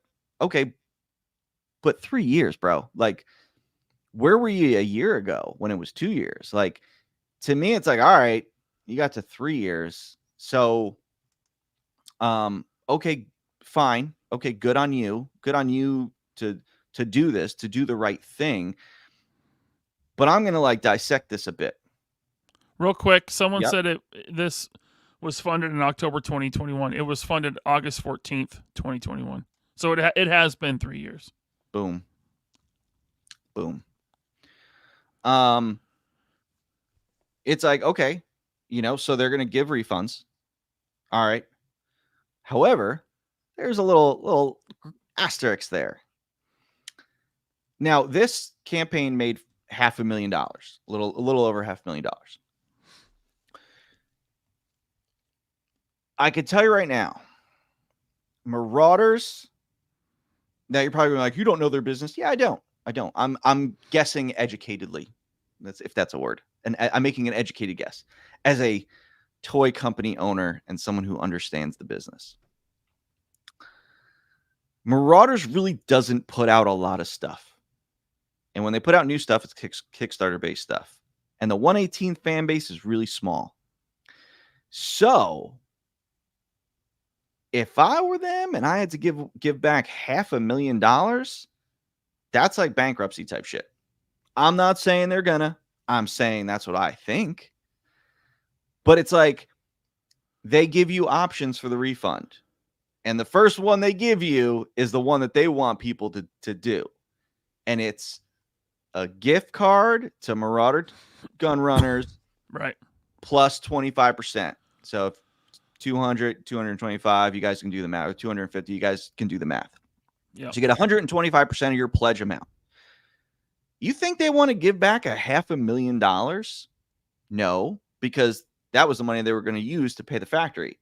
So if they're still continuing to make this and work on it, well, they're going to have to end up paying the factory that money, right? Where are they going to get it from? You think Marauders just has $500,000 just sitting around waiting to pay the factory? No, they needed it from you guys to actually do this thing. Now they're going to give it back. They're hoping that people just take gift cards and to use later because they're like, oh, we can move some of our old product. They don't want to give you back your money. They're going to offer it, but they hope that you choose this option. They hope you choose option A. Because I can tell you right now, if everyone chooses the option to just get all their money back, it's not going to be good for them. $500,000 is not a small amount of money. This is just what I believe. But this is bad news for them, but also like, this is they've been around for 10 years at least. And in here, they're giving refunds because they can sell the toys at a much higher rate than the original Kickstarter, I guess. Personally, if I had backed this, I would want cash back. Of course you want cash back. They've been sitting on your money for 3 years. 3 years. You know what that interest is over 3 years? I don't know. But I can tell you right now, when you're a company that doesn't put out a ton of shit, you can make interest. I don't do that. I don't put it into a savings account and make interest off of what you guys do because I have too much stuff in production. So it's like I'm constantly paying for other runs of stuff and things like that because I have so many items in production. It's like I'm paying for Series 5 as soon as you guys send the money, and it's like, I got to pay for tooling and production runs and shipping and all this other crap. I don't have the luxury of having a year and a half between new shit I make to be able to just get money from you guys and sit on it for 2 or 3 years. I don't. So this is a company that's been around, but they go through and they try to start like, this is what I don't like. They're almost trying to pass the buck on individuals at the factory without really taking 100% of the blame themselves. And it's like, this is poor management on their end. They go through. Was it factory issues? Well, they go through. Now, I'm not going to sit here because I know what happened. I know what happened. I know what's going on. Do you know why I know what happened? Because my stuff's at this factory as well. But what's funny is haven't had any problems getting my stuff made. Skeletron 3 years, this 3 years. It's like Rob hasn't had any problems getting his stuff made. It was a little delay, but when you know what you're doing, you can get stuff done. So it's like, oh, what happened? Okay. He goes down there. He talks about, a single. Where does he say single sculpting? Well, I'll just read it. It says what happened. Yeah. It says what happened. As is often the case, it is not a single factor, but rather a constellation of factors that resulted in extended project delays. We launched an extremely ambitious campaign, which ultimately grew to 37 unique SKUs. That's a lot. Which is fucking batshit crazy. That's a lot. I'm sure most likely they were told not to do that. In hindsight, a project of smaller scope would have allowed us to better manage other unanticipated challenges as they arose. We launched our Kickstarter at an early stage of development before the completion of sculpts. Stop right there. Fucking stupid. That's really surprising to me, and I'm not even a toy maker. This company should go out of business just for that alone. And it's like what I was saying about Brutal Realm shit. Don't launch it yet then. Where's the fucking rush? Wait till you have something done. And that's the thing. It's like they used the goodwill of the community. They built this fan base and said, watch this. We're going to launch a Kickstarter with drawings.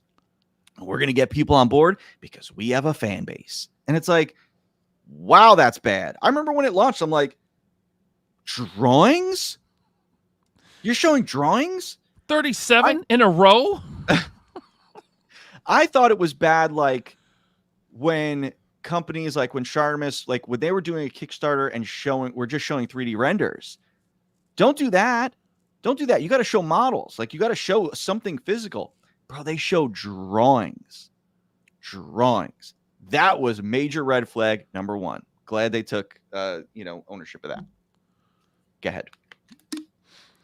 You want me to keep reading? Mm-hmm. Although this was consistent with how we managed previous successful Kickstarters, the Vietnam project experienced sculpt delays that we had not previously experienced, which were then compounded by the larger scope. We underestimated the ongoing and lingering effects of COVID-19 related worldwide government lockdowns. Stop it. Just stop it. When they launched this, COVID was ending. August 2022.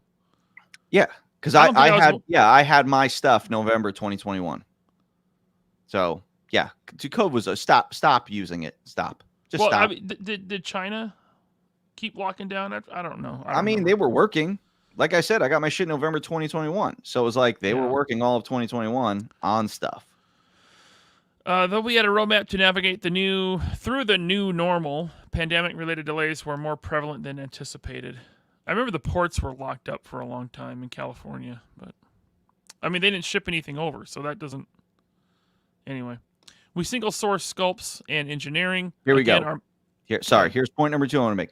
Single source sculpts. That means they use one sculptor. And again, I can get into this. I'm not gonna, because I don't want to, it's going to get people upset and this and that. But you use one sculptor for 37 SKUs and you thought that was okay.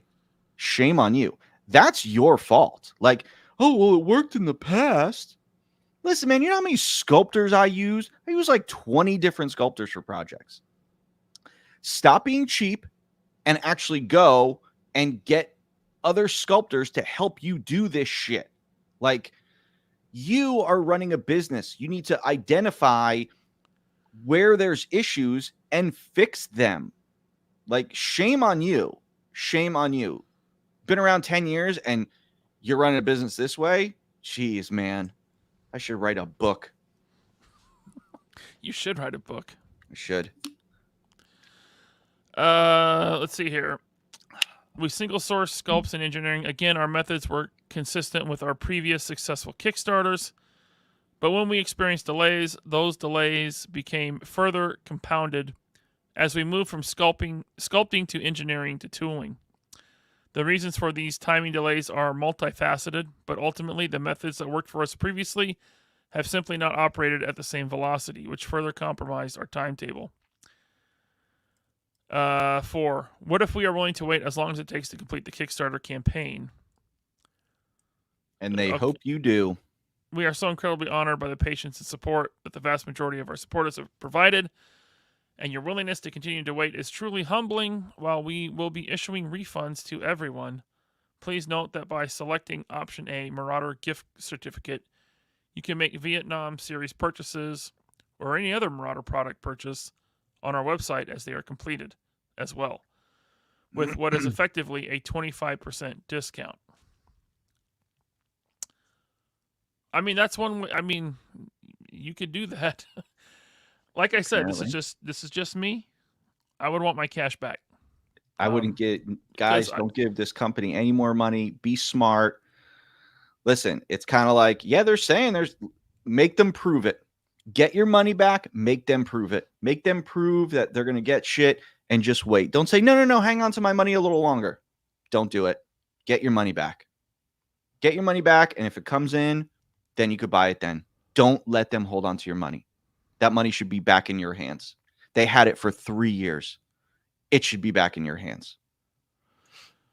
Should we now be more concerned about other action figure Kickstarters that have experienced delays, particularly ones that are utilizing the same resources or factory as Marauder?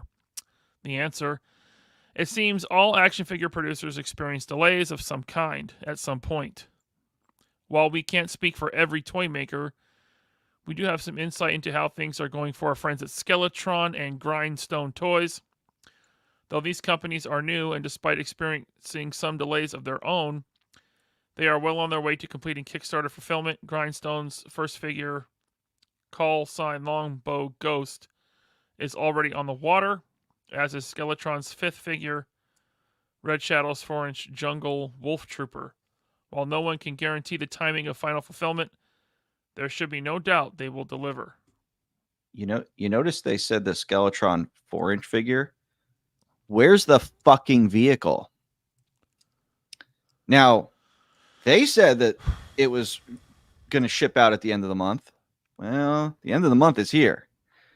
So I hope they hold to that and get you guys this vehicle by October, which will be 3 fucking years. And you're probably like, why are you picking on them? Why are you being so mean? You know why I'm picking on them? Because this is bullshit. One, they shouldn't be in the fucking toy industry because they're, again, my rant about stay out of the fucking industry you don't know. Just stay out of it. Because you obviously don't know what you're doing because your shit took 3 fucking years. Don't blame it on the factory. It's your fault. I'm at the same factory. My shit comes out. Now, I also got a vehicle out. I got a vehicle out that launched way, like many years after yours. Not crowdfunding or anything. I'm not trying to toot my own horn. I'm just saying I could say it because I did it. Hold on. I did a vehicle. There you go. I'm saying is like 3 years. And I'm pissed because the same jerk-offs that were giving me shit that the project was delayed because it was at the height of COVID, and it only took a year and a half. It was a year and a half to get my project out, the height of COVID. They did theirs after COVID ended, and it's 3 years. So how do you explain that one? I'm telling you right now, guys, get your money back. Everyone get your money back. There's no company should be holding on to your money for 3 years. None. Hasbro's holding on to your money for an extra 6 months for your Dragonfly. It's like, come on. This is bullshit. Like, Did you see there's rumors that the Dragonfly landed in the States? For real? At the port? Yeah. Oh, interesting. Which is weird. They pushed it back to December. Yeah. So it's just like, yeah.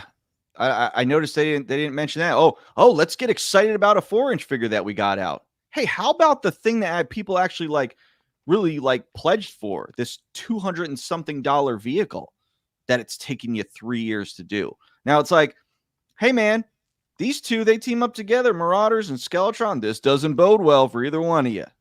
So yeah, with your fucking light up, display at Joe Fest with a bunch of guys at a booth not selling anything. You got a couple bins of little parts here and there and things that haven't been out for 3 fucking years. Good job. Well, you got to light up booth though. You got to light up booth and you're showing something that people won't see for a very long time. Good job. Good job. Well done. Hal Jordan, I've never heard of DNA Toys. Was that a Kickstarter? What was that? 4 years? Premium DNA. They did the remember they were across from us at PowerCon. They do the Battletoads, and they didn't do a Kickstarter for 4 years ago, did they? I thought they did. If they did, I didn't know that. And then the Dale Keown Pitt Gem Shock is going on 3 years. That's a comic book. I mean, it's Dale Keown. That dude takes forever to draw. Yeah. Yeah, he is. Yeah. And Scott Hughes makes a very good point. Oh, go ahead. Yeah. But it's just like, until people start getting refunds, like, yeah, you can say, hey, we're refunding, but this is bad for them. This is bad. Yeah, that's why I would want my cash back.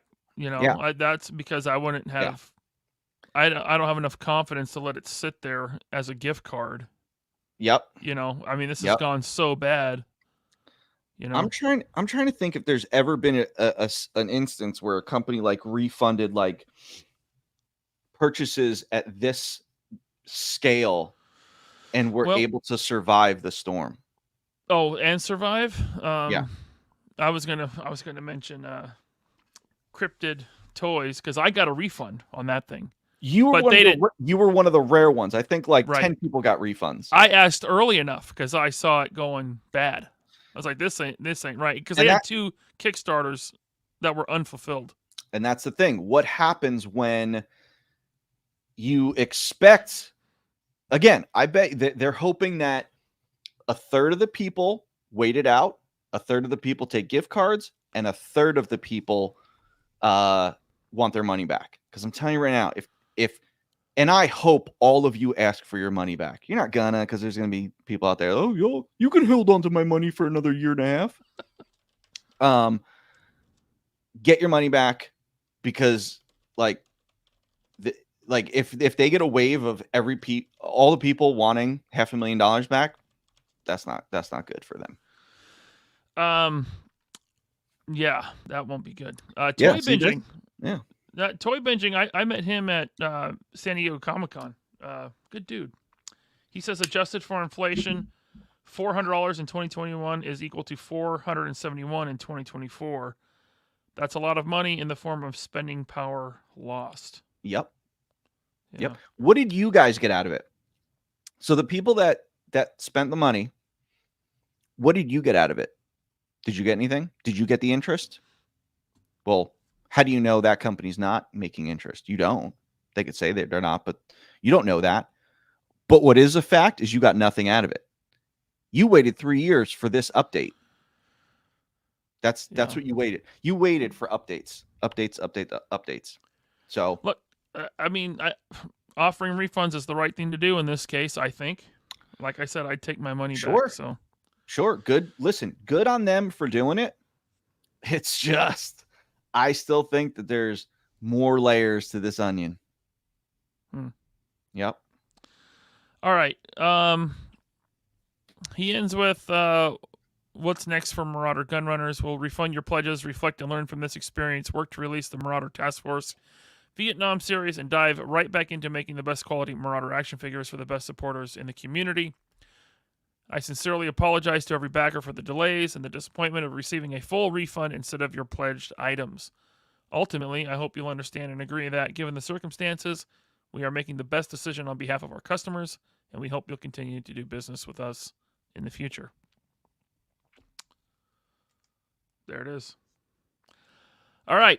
We need to wrap this up. We're at 2 hours. Going to do an after show, so everyone stay tuned. If you're a channel member, I got to get through some chats here. Brian Dillingham, thank you for the tater chat. He says, wow, he's including hands in pairs. Oh, what a deal. Talking about the Todd Kickstarter. Yeah.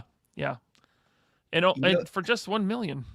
It'd be funny if he just offered like the right hands, and then like the next unlock was the left hands. Oh my God. Jeff Roton with the tater chat. Member for a year. Thank you. He says, I backed it. Now I feel bad. Don't feel bad. Don't feel bad. Do what Don't you feel want with bad. your money. They should feel bad. You get your money back.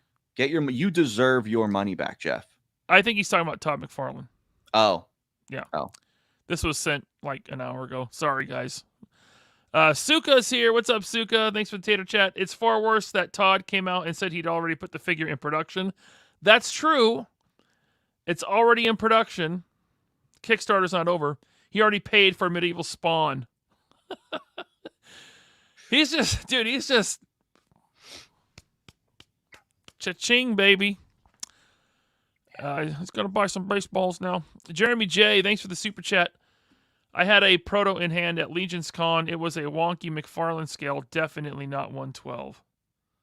He's talking about The Invincible stuff. Invincible Toys. Yeah. Got it.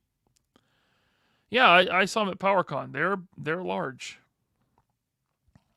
No, he didn't say anything about offering refunds there, but he did tell Sam Sears, or someone told Sam Sears on their, I think it was Instagram, that they weren't offering refunds, and that was a while ago.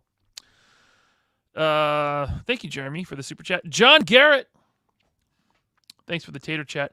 Those interest rates for loans aren't cheap. Kickstarter is the new bank loan. Yeah, that's a good point. The Human Torch was denied a bank loan. Jeremy also says Symbiote is a shell company. Is it really? What is... Fill me in on that. Maybe come on the after show and talk about that if you can. I'd like to know more about Symbiote Studios. Tyler Lalone. What's up, Tyler? Tater Chat, member for 12 months. Ryan, did you see my post on the Discord? Want the ceremonial dagger from the Fresh Monkey Fiction? I didn't. Ceremonial dagger from Fresh Monkey Fiction. I don't know what that is, but I'll remind me after the show or during the after show. Todd Loves Toys, thanks for the super chat. I got screwed on Hell Screamers Kickstarter from 2016. That was during that run. Yeah. There was a lot of failed ones in that time frame. Flamingo Sauce, thanks for the super chat. Awesome. So I'm assuming you're all in for all future releases, including all color variants. Speaking of the Jada Toys Street Fighter figures, were you able to find the Target Chun-Li as well? I sure did. Jeff gave us, or when we went to DFW, he found some at Target and he gave me one. So thank you, Jeff. Yeah, me too. Thank you, Jeff. D Freedom 30, thanks for the super chat. Hey, hi, Bobby and Ryan. Bobby, which two Yiksang texture books do you own? 4-digit and 5-digit? I have the 4-digit edition. I think I have both. Yeah. I got to check. All I know is I love my Yiksang books. I definitely have a 4-digit one, but I may have a 5-digit one. All right. CP Toys Collection, thanks for the super chat. Any update on when the Pink Vanguard is going for sale? If Buckeye Balls is what it takes to get one, where should I send a tsunami of them? No, man. I'm getting in really good shape. I'm not trying to get fat with Buckeye Balls.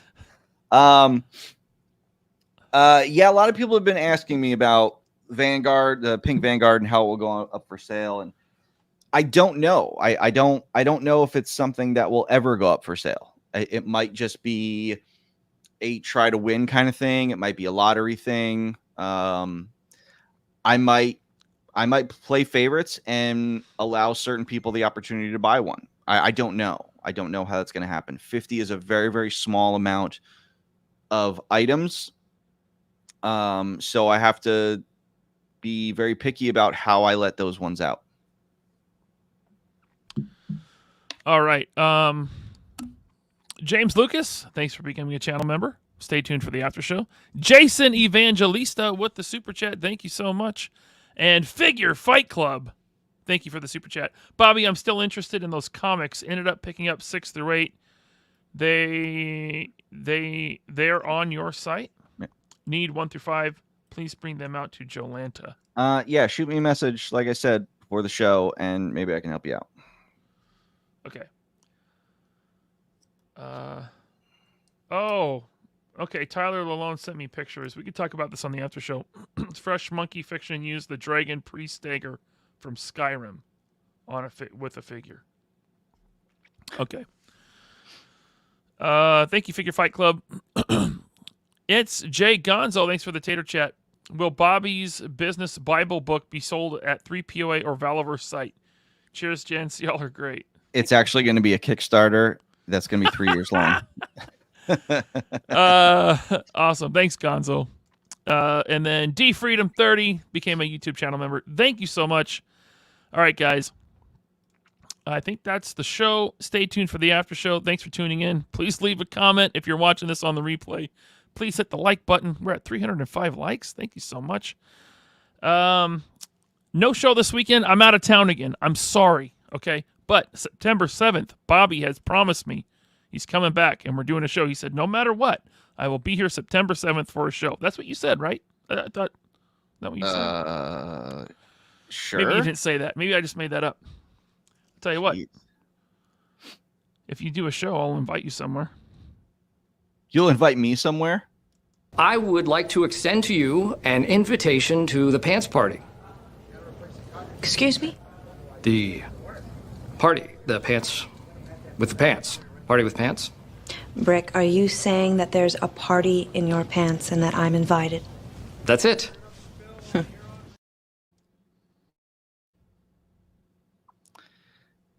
And then you just fucked it up. You could have just ended the show there. Do you want to come to the party in the pants party? I don't know why I do this.